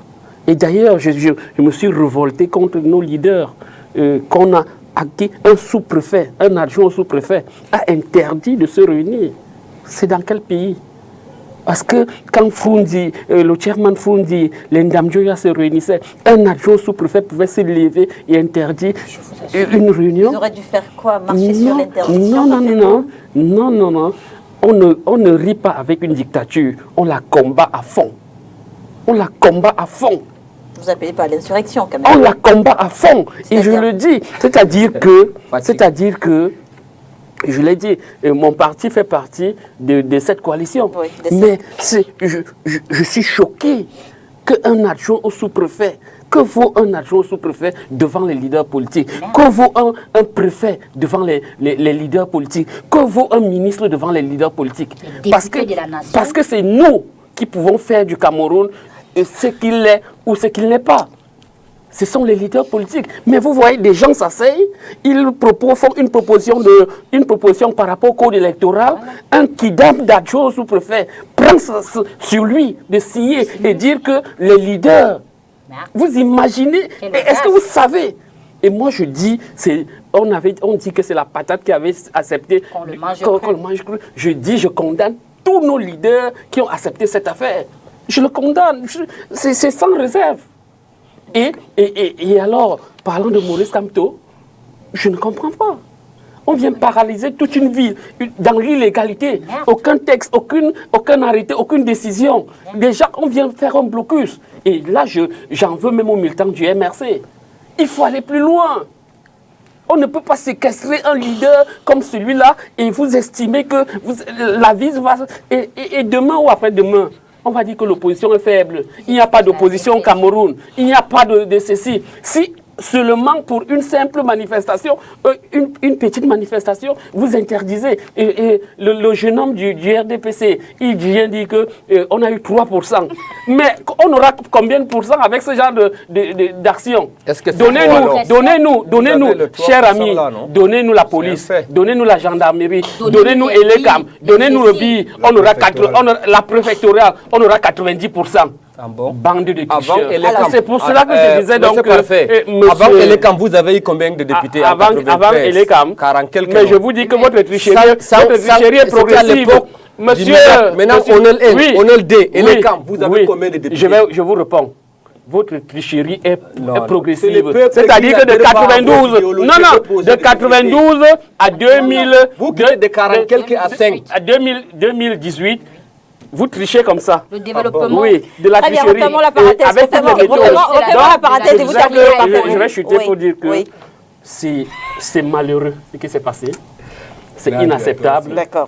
Nous devons tous condamner cela et l'opposition doit se remettre en cause. Si on arrive à de telles situations, on doit se demander comment nous sommes allés si bas pour permettre que des gens qui n'ont aucune valeur, aucun respect pour l'être humain, puissent, je ne sais pas, puissent torturer des gens qui n'ont que des opinions. Ça a été le cas pour Maurice Kamto, c'est le cas pour les 7 leaders à Yaoundé. Je trouve cela inadmissible. Voilà. Maurice Kamto est souvent venu à Douala. Je veux dire, sans pour autant qu'on assiste à un tel déploiement des forces de l'ordre. Au MRC, qu'est-ce que vous dites? Pourquoi c'était différent cette fois? Écoutez, vous êtes en train de nous demander d'essayer de comprendre ce qui se passe dans la tête de ces gens. Je veux dire, au MRC, comment on explique ce qui s'est passé avec Maurice Kamto cette fois-ci à Douala? Écoutez, nous savons que nous sommes leur cible principale. Je vais déjà commencer par reconstruire les choses. Quand il vient, son programme est constitué de deux choses. Premier rendez-vous, c'est aller à la prison, rendre visite à nos amis politiques. Le deuxième rendez-vous, c'est cette dédicace. Au milieu, il passe par le siège pour aller prendre des nouvelles de nos camarades de Douala et de la région. Quand il va en prison, exprès, parce qu'il sait ce que sa présence dans la rue peut donner. Nous sommes peu nombreux à le savoir, qu'il est là. C'est à partir de la prison que les militants apprennent qu'il est là. Et qu'il s'en retrouve une partie au siège. Mais à la prison, ça s'est très bien passé. Très très bien passé. J'en profite pour féliciter encore une fois. J'y étais déjà il y a 1 mois et demi avec le conseiller spécial du président Kamto. Il y a des Camerounais qui font encore bien leur travail. Je parle là de la pénitentiaire à Douala. Ils ont fait ce qu'il y avait à faire.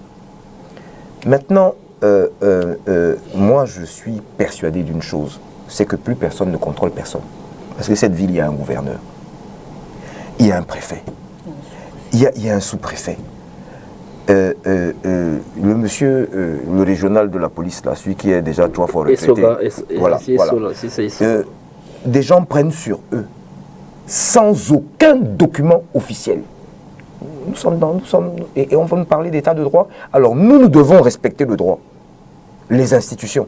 Mais quand les institutions elles-mêmes ne se respectent pas, si vous arrivez, vous, jeune homme, à me dire qu'on devra vous dire quand est-ce que vous quittez votre quartier pour aller dans un autre quartier, et vous êtes d'accord avec cela, un de vos militants, d'un autre niveau que vous, Edouard Fauchivé, a dit qu'il pense que ces gens-là roulent pour Kamto. son point de vue. Oui, je dis un de vos militants et d'un autre niveau que le vôtre. C'est voilà. Non, c'est pas l'âge, c'est même à l'intérieur du parti. Je sais. Pas, voilà, laisse l'âge de côté. Si c'est l'âge là, tu ne seras jamais arrivé au RDPC, puisque tu es jeune encore, 60 ans là-bas. Donc, ce que je voulais dire, il faut être sérieux. J'ai entendu parler de la non-réaction. Ce monsieur n'a jamais voulu qu'on réagisse d'une quelconque manière. Pour vous dire à quel point est-ce qu'il est épris de justice et de paix, il s'est rendu compte que même l'hôtel dans lequel il résidait, il lui a causé un préjudice. Si ça n'était que lui, il aurait passé une semaine ici, il en aurait profité pour se reposer. Et nous aurions été avec lui tous les jours. Mais c'est par égard pour les autres clients, pour l'hôtel, et pour ce que ça causait comme dommage à ses compatriotes, à ses concitoyens. Une ville comme Douala, capitale économique, je ne sais pas si ces gens-là peuvent imaginer ce que c'est en termes de perte de chiffre d'affaires et même de recettes de l'État, une seule journée. Bon, je comprends ceux qui pensent que peut-être il y a un accord, ou alors s'ils l'ont décidé, ils ne nous l'ont pas encore dit. Mais c'est vrai que vous êtes en train de nous habituer à être gardés. Et vraiment, le moment venu, c'est ce que je suis en train de dire. C'est ce que je suis en train de dire. Mais quand moi je vois le convoi présidentiel auquel nous avons eu droit, nous nous sommes arrêtés, je ne vais pas citer le nom, pour faire nos courses, acheter du vin, avant de rentrer. Et nous étions fortement encadrés. Qui d'autre? Votre patron lui-même, il ne vient plus. Donc on est en train d'habituer les Camerounais à nous voir en cortège. Je dis tant mieux, mais que les Camerounais ne se laissent pas endormir par cette image. Il faudra à un moment donné ou à un autre que chacun d'entre nous prenne ses responsabilités. Alors, monsieur Omar, la dédicace du même livre, bon, c'était à Douala, c'était plusieurs livres, la dédicace s'est faite à Yaoundé quelques temps avant, il n'y a pas eu de problème. Pourquoi est-ce que à Douala, ça a posé problème? Vous voyez, Leïla, je partage ce que mon père, Saleh Jika, m'a dit. Quand Kamto est arrivé à Douala, il est allé à la prison de Nouvelle. Vous voulez bien accorder ce respect à Chaldi? Bien sûr. Non, attention, attendez la fin de sa phrase. Quand il commence, je partage comme ça, il va dire une bêtise après. Non, c'est le fait. Quand Kamto est arrivé à Douala, il a reçu l'accord des autorités pour aller se rendre à la prison de Nouvelle. Il y était. Il a rendu visite à ses amis politiques. Après, il est allé au siège régional à Deido. Oui. Il a échangé avec quelques militants du MRC. Il a prononcé un discours. C'est dans son discours qu'il a prononcé des propos attacatoires. Lesquels? Par exemple, si on nous impose la bagarre, on va bagarrer. Et il a dit, je vais y arriver. Non, mais je veux dire ce qui comme Torreter, encore, il est le président élu depuis les élections présidentielles de 2018. Est-ce que c'est le cas? Et ça fait quoi? Attendez, parfait. Vous me souffrez aussi de m'écouter, non? Vas-y. Et maintenant, Kamto a un programme de dédicace de ses œuvres littéraires à la chaumière de Sambaka, sans publicité. Et maintenant, on constate qu'il y a un agenda caché derrière ces dédicaces. C'est quoi l'agenda? L'agenda caché, je salue l'initiative et la vigilance du sous-préfet de Douala Prébier et monsieur le divisionnaire régional Essongo. Parce qu'il y a des manifestations qui ont été préparées avec des t-shirts, même stampillés, MRC et consorts, pour venir perturber la ville de Douala. Et vous voyez, attends, d'abord je termine. Permettez que je vous relance. Est-ce que par le passé, Maurice Kamto a posé des actes qui auraient pu pousser l'autorité administrative à penser qu'il puisse dévier l'objet de cet événement? Vous voyez... Je veux dire par le passé. Oui, Leïla, Kamto a défié toujours l'autorité. Kamto a marché sur la Constitution. Non, je veux dire, les marches qui... Chacune des marches annoncées par Maurice Kamto a été justement annoncée au préalable. Je veux dire, est-ce que par le passé, il a posé des actes qui auraient pu laisser croire qu'il puisse dévier justement l'objet de cette manifestation, de cet événement, dire qu'il y va pour une dédicace et au finish, il se retrouve en train d'organiser un meeting politique? Bien sûr. Prenons les cas, les marches qu'il avait lancées, par exemple, les marches du Vendée. Il avait dit c'est des marches pacifiques, non? Vous avez vu au Cameroun, les militants du MRC ont cassé des choses. Ce n'est pas cassé, Leïla. Vous voyez. Je veux dire, en quoi les marches annoncées au Cameroun, pas Vous voyez, moi j'étais le jour-là à Angers Raphaël. D'accord. Je suis allé même à Dokoti. Est-ce que vous savez que ces marches du Vendée ont empêché les commerçants en bordure de rue d'ouvrir leurs boutiques et de vendre? Les commerçants à la sauvette à Dokoti, il n'y avait personne. Un peu comme le blocus Leïla. Vous voyez, c'est ça, c'est-à-dire empêcher les Camerounais à s'évaguer à leurs occupations quotidiennes. C'est ça aussi la liberté, c'est le fait. Finalement, vous êtes Dieu merci, Nadia, souffrez de m'écouter. C'est moi qui ai la parole. Tu es quitté du PCRN pour IPC, maintenant tu vas encore rejoindre les MRC. Mais je suis dépassé. Voilà le représentant du MRC sur le plateau. Souffrez d'abord de m'écouter. Écoutez, parce que vous non, venez de tenir c'est moi qui ai le temps de parole, c'est moi qui parle. Vous ne pouvez pas me dire, je suis du MRC parce que je défends un monsieur qui est légitime, monsieur. C'est ce que je viens de dire à la table de mes propos. J'ai dit un opposant qui épouse l'idéologie d'un autre opposant ou bien qui félicite un autre opposant, on va vous dire vous êtes de ce parti. Alors que c'est pas normal. Ça va maintenant. Non, c'est ne retenez plus des propos. Allez-y, monsieur Omar. Voilà le film de l'événement. Maintenant, l'objectif, et nous savons tous, nous sommes à la veille des compétitions. Et Douala, c'est une ville bouillante. Oui. Et on ne peut pas accepter que... Mais je veux dire, officiellement, le motif donné par le sous-préfet... Défaut de déclaration des manifestations publiques. Il devait déclarer. Oui, même Sambaka a été surpris. Parce que ce n'était même pas Kamto. Non. Quand vous le savez, dites-moi, quand il se tient un concert au centre culturel, on déclare. Pour une cérémonie de dédicace en intérieur, on déclare. Arrêtez de dire des bêtises. Arrêtez de dire des bêtises au Camerounais. Avant de revenir à vous, je propose qu'on prenne la réaction de Sambaka, parce qu'on a pu avoir Sambaka, justement, qui revient sur ce qui s'est passé avec l'annulation de cette dédicace et le défaut de déclaration dont parle le sous-préfet. On prend la réaction de Cyril Sambaka. Ne concernait pas la masse, parce qu'en réalité, c'est des gens qui venaient acheter des livres et qui se faisaient dédicacer. Donc, pour moi, ça n'avait aucune connotation politique. Moi-même, je suis un homme politique. Donc, quand je fais des manifestations ici, je déclare. Mais dans le cas d'espèce, ça entrait dans l'objet même de la chaumière. Donc, je le fais très régulièrement.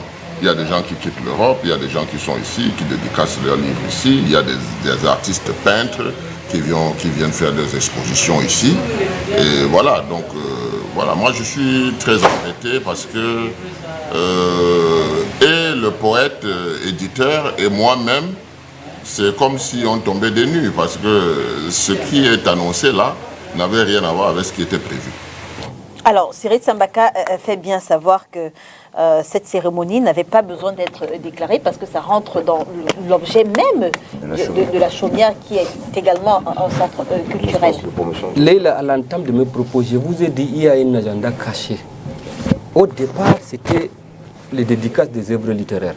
Mais si on découvre qu'il y a des t-shirts floqués pour que les gens partent manifester, pour que l'événement porte la connotation politique, mais on interdit.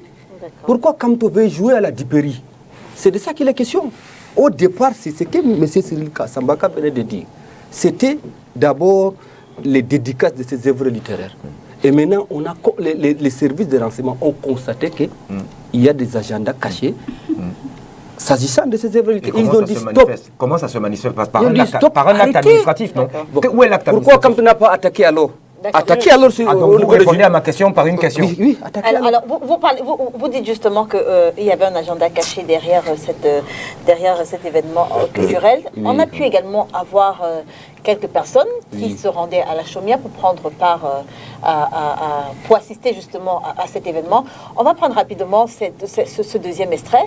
Voilà, on va prendre rapidement le deuxième extrait pour savoir effectivement si c'était des militants du MRC ou alors des amoureux de la culture et de la poésie. On prend le deuxième extrait. Vous avez vu les je suis venu prendre part à la cérémonie de dédicace au recueil de poésie du professeur Maurice Kamto. Je suis moi-même un poète amateur, donc ça m'intéressait. Nous n'avons pas pu avoir accès au restaurant. C'est vrai que je suis arrivé, j'ai trouvé les forces de l'ordre qui nous ont dit que la cérémonie est annulée et qu'on n'a pas de raison d'être là. Donc je suis parti. Je vais rentrer chez moi, je vais continuer à suivre cette actualité littéraire d'une autre manière, à la télévision, sur les réseaux sociaux. Mais je trouve que c'est quand même dommage parce que nous, les amoureux de poésie, on aurait aimé échanger avec lui et le connaître sous cette autre facette. Pas seulement comme l'homme politique, mais aussi le poète. Moi, ça m'intéressait particulièrement. particulièrement, mais je trouve que c'était dommage qu'on ne puisse pas nous permettre de communier sur ce plan-là avec lui. C'est très dommage pour notre pays. Alors, il a justement parlé en tant que poète amateur. Ce sont des personnes qu'on a rencontrées à l'entrée de la chaumière qui ont été obligées de rebrousser chemin après avoir été interpellées, on va dire ça comme ça, par les forces de l'ordre. Ils sont combien? C'est une personne qui a parlé, non? Et vous pensez que vous pouvez généraliser maintenant tous ceux qui avaient les intentions de venir manifester politiquement là-bas? Vous lisez les intentions dans le verre. Elle est là. D'accord. Ça, c'est une personne qui vient de parler. Mais maintenant, quand on a trouvé plus de 2000 t-shirts floqués et des enveloppes de 2000 pour dispatcher à ces gens qui vont venir là-bas. Ça est où? Vous pensez qu'on peut laisser passer comme ça? Là, nous sommes à la veille de c'est comme vos militants qui ont soit pour le moment, on n'a pas besoin de faire les désordres dans la ville de Douala. Mais juste, attendez. Voilà. La CAN va arriver. Maintenant, attends. Le propos de mon père, parce qu'il a dit il est mon père, parce que Kamto a fait un point de presse quand il est rentré à Yaoundé. Et il a dit, la CAN arrive. Peut-être ils ont encore des intentions pour perturber le bon déroulement de la CAN. Vous allez vous heurter à la rigueur de la loi si vous tentez de le faire. Alors, quel était le risque, parfait, que ce récital ne se transforme en mouvement politique incontrôlable? Il n'y a aucun risque. Aucun. D'ailleurs, nous ne sommes pas dans un état sauvage. Sauf si on est devenu sauvage. Si vous interdisez, vous prenez un acte administratif. Vous prenez un acte administratif.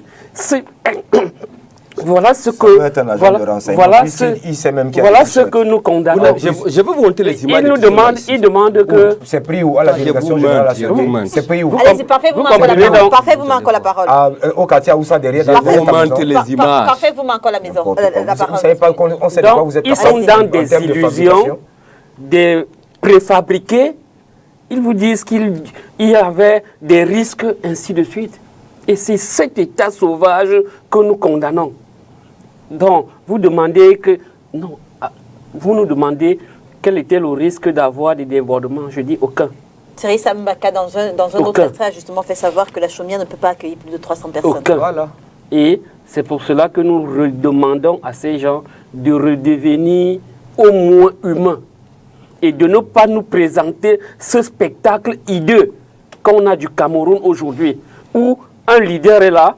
Si le sous-préfet soupçonne un certain nombre de choses, il prend un acte administratif qui est attaquable. Mais il ne le prend pas. On décide comme ça de bloquer toute une ville, de paralyser toute une ville. Et au final, c'est le Cameroun qui perd en termes d'image, en termes d'évolution démocratique. Là, il ne voit pas. C'est pour cela que j'estime que ces gens et ceux qui ont organisé, d'ailleurs vous ne savez même pas qui a organisé tout ça. La preuve est que vous ne savez pas si c'est le préfet, vous ne savez pas si c'est le sous-préfet, vous ne savez pas si c'est le délégué, vous ne savez pas si c'est le ministre. Ça c'est du banditisme. C'est du banditisme, le pur banditisme. Même comme toi aussi a voulu faire du fileterie. Ah, donc c'était. Donc vous avez fait. Donc l'État a fait le banditisme. Il veut faire un dédicace et maintenant transformer cette dédicace en meeting politique. Donc c'est pour cela que le banditisme. Vous avez la preuve du banditisme et de la tromperie même. L'État est filou et bandit. Il a voulu faire les dédicaces de l'État est filou et bandit. Pour transformer ça en meeting politique. Je demande l'État est filou et bandit aussi. Chadi Kam et M. Oumara, parfait, vous à la parole. C'est pour cela que je disais que. L'État parti voyou. Si on décide, qui donne la parole, monsieur Amadou. Allez-y. Il y a des règles. Si on décide, on pense que c'était un meeting ou bien qu'il y avait des risques, on prend une décision. Maintenant, quand on a pris cette décision, les acteurs essayent de voir si c'est une bonne ou une mauvaise décision. Ce n'est pas la filouterie qu'on organise là qui va nous aider. Maintenant, dites au moins à vos camarades que si Kamto a fauté, qu'on prenne une décision qu'on peut commenter par la suite. Au lieu de, au nom de la puissance publique ou bien de la puissance politique, de la puissance militaire, vous venez barricader. Et quand vous nous demandez nos résultats, justement, nous n'avons pas... Oui, nous n'avons pas... C'est un parti qui est en phase de déclin. Non, nous n'avons pas... cette administration, nous n'avons pas cette préfectorale, nous n'avons pas cette militaire. On aurait aussi pu faire ça, aller barricader chez le président Biya, votre président, en barricade, et là vous aurez Madame aussi Nadier, les 3%. Madame Nadier, avant Charles Dicam, on le sait, la décision du préfet ne concernait que l'annulation de la dédicace de Maurice Kamto. Pourtant, on a vu, la presse a parlé de séquestration. Maurice Kamto séquestré à son hôtel. Ses mouvements ont été restreints dans la ville de Douala et il a été poussé au finish à la porte de la capitale économique du Cameroun. Quel est le problème que ça pose sur le plan des droits humains? Vraiment, pour vous dire vrai, Madame Lila, le gouvernement camerounais, c'est un gouvernement qui ne respecte pas les lois et la constitution du Cameroun. Ils abusent tout. Nous avons vu la déclaration ou bien nous avons vu la manière à laquelle ils ont séquestré le président Maurice Kamto. Et ce n'est pas la première fois. On a fait cela à Yaoundé pendant 2 mois. Ils ont envoyé des personnes en prison parce qu'ils ont exercé leur droit. C'est quoi leur droit là? Leur droit, c'est d'avoir manifesté les manifestations pacifiques. Ils n'ont pas porté de l'arme. Ils n'ont pas porté des couteaux. Ils ont seulement déclaré les opinions. Et je pense que c'est légitime et c'est légal au Cameroun, Monsieur Oumar. Également, nous avons compris, le représentant ou bien le communicant du RDPC nous parlait qu'ils ont floqué les t-shirts. Ils nous ont parlé des soupçons, un agenda caché. Moi, je me demande si, dans leur parti politique, ils pratiquent ce qu'on appelle métaphysique. Non, ils ont la boule de cristal. Ils ont, je ne sais pas comment ils font cela. Pas à voir leur bêtise ils disent que les agendas cachés. C'est le même parti qui nous dit d'accepter la présomption d'innocence. Ouais. On devait faire les enquêtes. Quand on a attrapé ceux qui ont... les Camerounais ont dénoncé le détournement des fonds publics de l'argent des contribuables des Camerounais. Également, l'agent de Covid. On nous a parlé de la présomption d'innocence. Mais quand il s'agit de Maurice Kamto, il veut dédicacer ses livres, on nous parle qu'un agenda caché. Ouais. Et il nous parle de brûlée. Et évidemment, il nous parle d'un agenda caché. Je ne sais pas s'ils pratiquent ce qu'on appelle le métaphysique dans leur parti politique. Nous avons un gouvernement qui utilise ce qu'on appelle la manipulation, Madame Léla.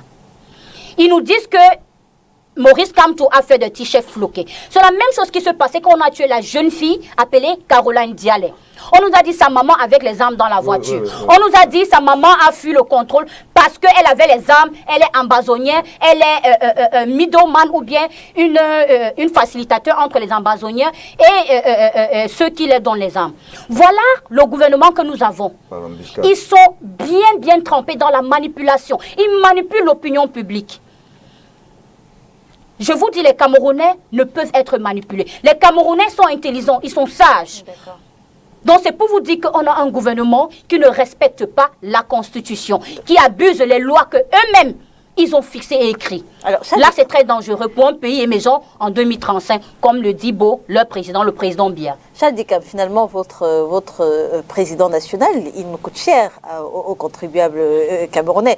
Je veux dire, en termes de carburant, qui a été le carburant en non, ce qu'il faut comprendre, c'est que ça leur permet aussi de distraire. Je veux dire, je le dis en rigolant, mais ça pose un véritable problème financier sur la capacité de ceux qui nous dirigent à cerner les priorités et les nécessités en matière d'utilisation de nos ressources financières. Ça n'est pas leur souci, il est là.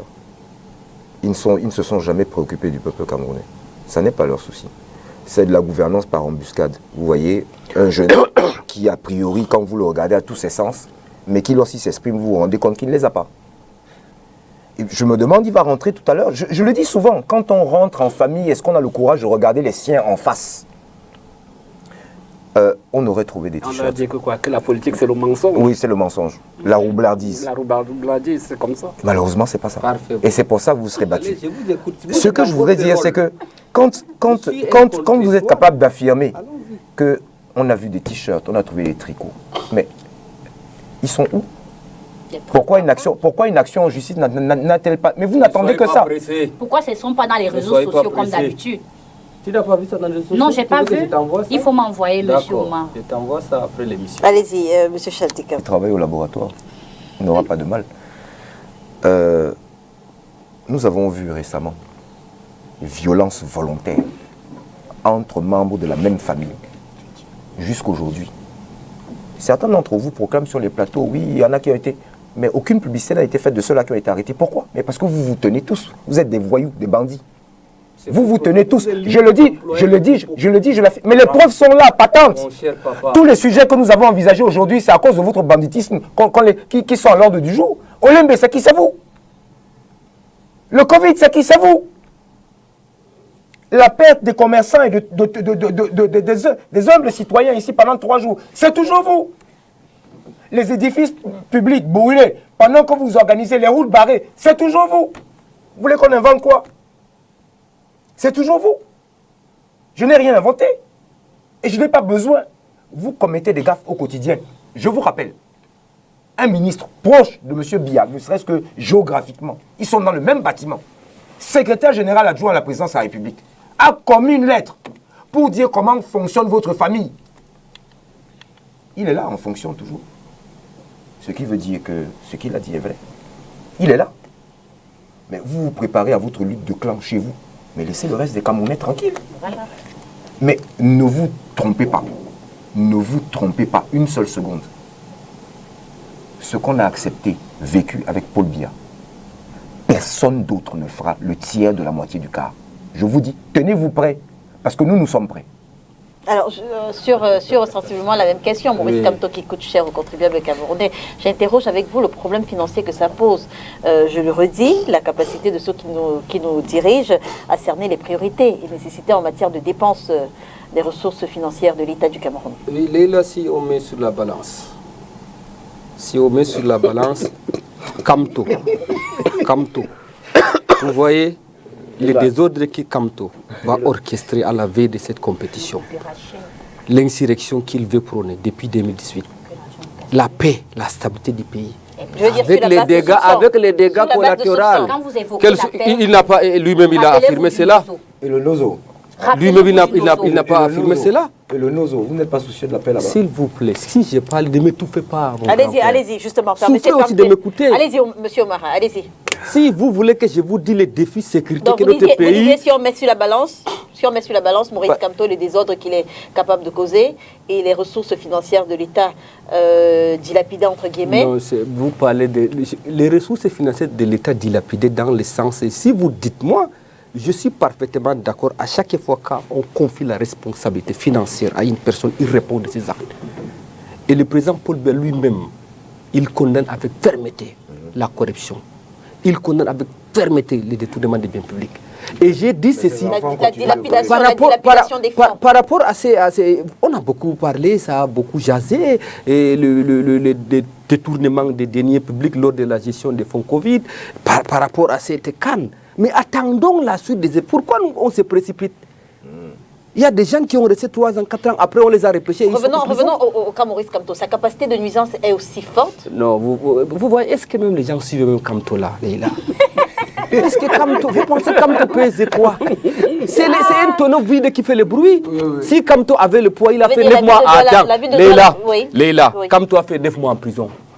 Kamto a fait 2 mois à la maison en résidence surveillée. Vous avez vu 50 Camerounais se sont levés pour marcher et dire que Kamto est quelque part? Parce que vous êtes les soucis, vous voyez, à Douala, c'est une cosmopolite, c'est une ville qui bouge 24 sur 24. Nous avons des Camerounais qui ont les moyens de s'offrir des véhicules. Et même sans canne, il y a des petits embouteillages. Sans Kamto, il y a des petits embouteillages. Vous pensez que les dégâts causent de ces 2 jours, c'était des petits embouteillages? Mais bien sûr, ça a impacté quoi sur l'économie du pays? Merde, ça c'est grave, hein? C'est juste qu'on a dévié la route. Est-ce que le Douala a été étouffé à cause des petits Kamto qui étaient ici à Hôtel de Garde? Vous pensez que Kamto a quel poids? C'est un pape des incohérences. Il est incohérent sur ce dire. Sur le plan du droit, je respecte Kamto. Mais politiquement, il est incohérent. C'est lui qui dit aujourd'hui allons aux élections. Demain, n'allons pas aux élections. Aujourd'hui, on fait les ampliations à l'UA, à l'ONU. Aujourd'hui, hier, on interpelle l'Union africaine. Demain, on dit où? On désavoue la communauté internationale qui est soupçonnée d'être en connivence avec le régime en place. Vous voyez à quel moment il est incohérent? Est-ce que l'opposition camerounaise a la capacité de se mouvoir dans ce contexte? Non, ce n'est pas. Vous voyez là, l'opposition camerounaise responsable et républicaine est en train de se mouvoir. C'est qui l'opposition? Et maintenant, les radicaux, monsieur Ndjika, ce n'est pas vous qui posez les questions. Les radicaux qui veulent prendre le pouvoir on est sensiblement arrivé au thème de l'élection. C'est qui l'opposition? C'est un parti politique d'opposition républicaine. C'est un parti politique d'opposition républicaine. Les partis légalisés et représentés au Parlement. Au Parlement. Il y a les partis d'opposition représentés au Parlement. Je veux dire sain. Mais s'il l'est, non? Ceux qui sont au Parlement. On ne parle pas des petits partis politiques non représentés. Les SDF est présent. Notre les SDF. Ils sont au Parlement. Les SDF, oui. Les PCRN d'Emba. Et au Parlement. Le PCRN, je suis de l'UPC. Le PCRN, oui. IDC au Parlement. On peut organiser une manifestation alors. UNDP, oui. Même les FNC de Chiromaï au Parlement. D'accord. On a combien? On peut organiser dans des manifestations demain. Et maintenant, il y a aussi le problème de la mutualisation. Le SDF pose une question. On peut manifester demain comme on est responsable là. Manifester, mais demander la déclaration de manifestation publique. Mais on a eu 52 interdictions ici à Douala. 52 interdictions. Depuis plusieurs années. Vous voyez le comportement des Nicho. Attends, j'arrive. Oui, voilà. Nicho du SDF. Allons-y. Nicho s'oppose. Monsieur Omar a la parole. Allons-y. Monsieur Omar a la parole. Je vous écoute. Je vous écoute. Les SDF risquent aussi de s'éclater comme... Voilà, ça y est, c'est parti. Ils sont très forts pour les diagnostics. Vous voyez, il y a des tendances au SDF. Il y a les tendances de Niché et les tendances de Joshua. Parmi les tendances, il y a une tendance qui veut se rallier au MRC. Vous voyez, et maintenant, la majorité des militants du MRC sont les transhumances du SDF. Vous voyez, et à chaque niveau, vous voyez comment avec Parfait en collaboration et en cohésion, c'est le même parti politique. En 30 secondes, sinon on va être coupé. Il ne faut pas qu'on soit coupé. Je ne peux pas te laisser dire des choses comme celle-là. Il y a un parti qu'on appelle le SDF qui est très organisé et qui a évidemment des tendances idéologiques à l'intérieur, c'est-à-dire que sur un sujet, les gens donnent leur point de vue. Maintenant et après cela, le net tranche. Et tous les militants du SDF sont contre... Vous êtes de quelle tendance Non, moi je suis de la tendance. Je suis dans la tendance qui condamne le pouvoir en place, Paul Biya et son système. Voilà ma tendance. D'accord, merci. En dehors de ça, il n'y a pas autre chose. Merci Parfait Voum d'avoir accepté notre invitation ce dimanche. Merci. Je vous en prie. Rapidement. Oui, je voulais terminer en disant à l'opinion publique que je ne suis pas militant du MRC. Ah, ok. Le président Kamto est l'incarnation de la bataille. D'accord. De Oumniobe. Et là, on ne doit pas avoir cette mentalité de connaître que si quelqu'un soutient ou bien quelqu'un condamne ce qui n'est pas bien, on vous taxe de pro-MRC. C'est très important de le dire. Merci, monsieur Oumarah. Léla, moi, j'invite le professeur Moïse Kamto à appeler ses adeptes d'accompagner le gouvernement dans le sens de la mobilisation des Camerounais pour la réussite de notre rendez-vous footballistique historique. La CAN aura lieu le 9 janvier. La cérémonie d'ouverture aura à Olembe. Par le président de la République. Merci Maurice Kamto, j'espère qu'il va bien après son séjour à Douala rapidement. Oui, avec la sérénité qui est sa marque de fabrique. On toujours rester serein, ne vous inquiétez pas pour ça. Mesdames et messieurs, merci de nous avoir suivis. Cette émission est rediffusée ce soir lorsqu'il sera 20h30. Demain, lundi, lorsqu'il sera 13h30. On se retrouve dimanche prochain sur les antennes de Spectrum Télévision. Si bien sûr Dieu le veut, bon dimanche.